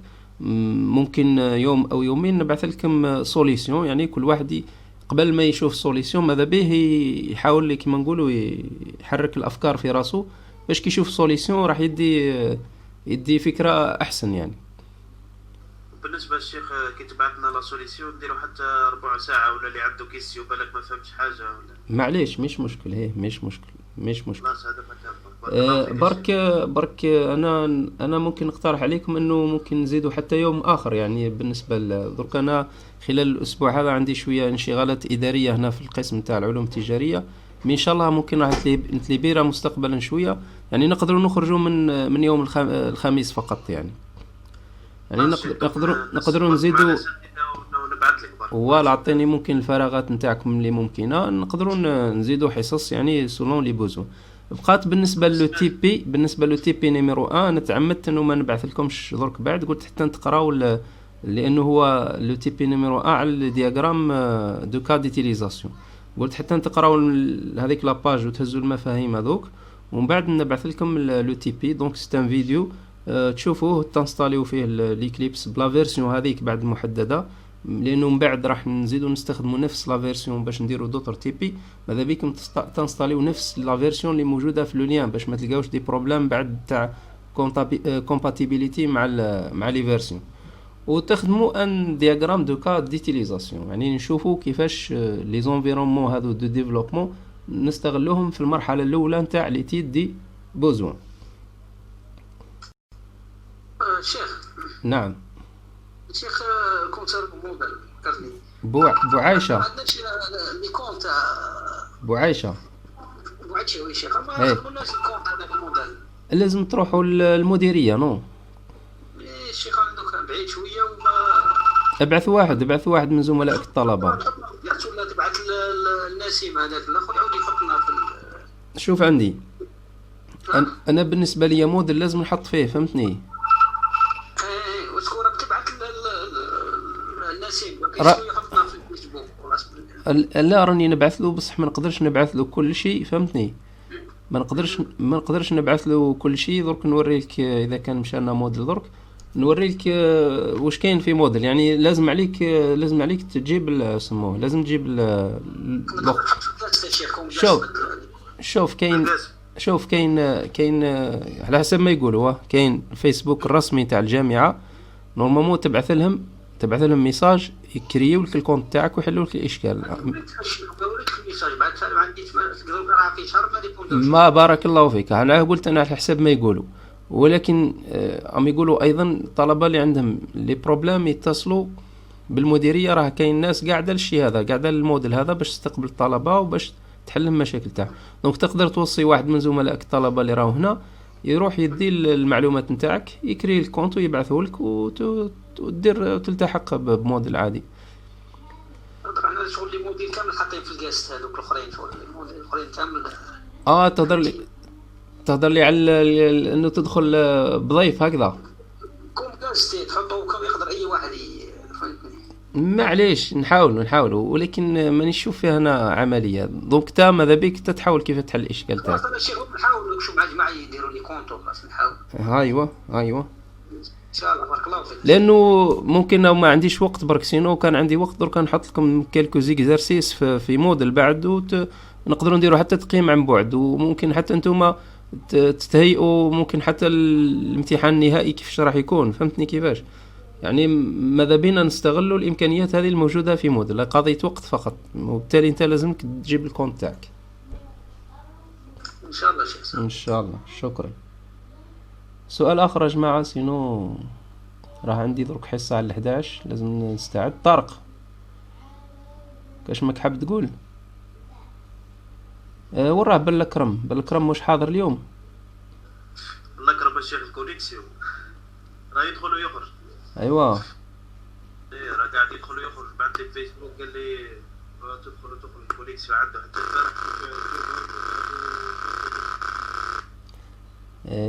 الله المستعان. هذا هو. اذا عندكم سؤال سينو خلاص شيخ. بالنسبه للحصص دوك احنا ما تبقى الخميس ودوك نشوف حصه اخرى مع الاساتذه ونبعث لك اليوم اللي نكون ليبر فيه ونشوف اسكو يساعدك حتى انت ولا. ان شاء الله مشكورين ان شاء الله. بالتوفيق ان شاء الله.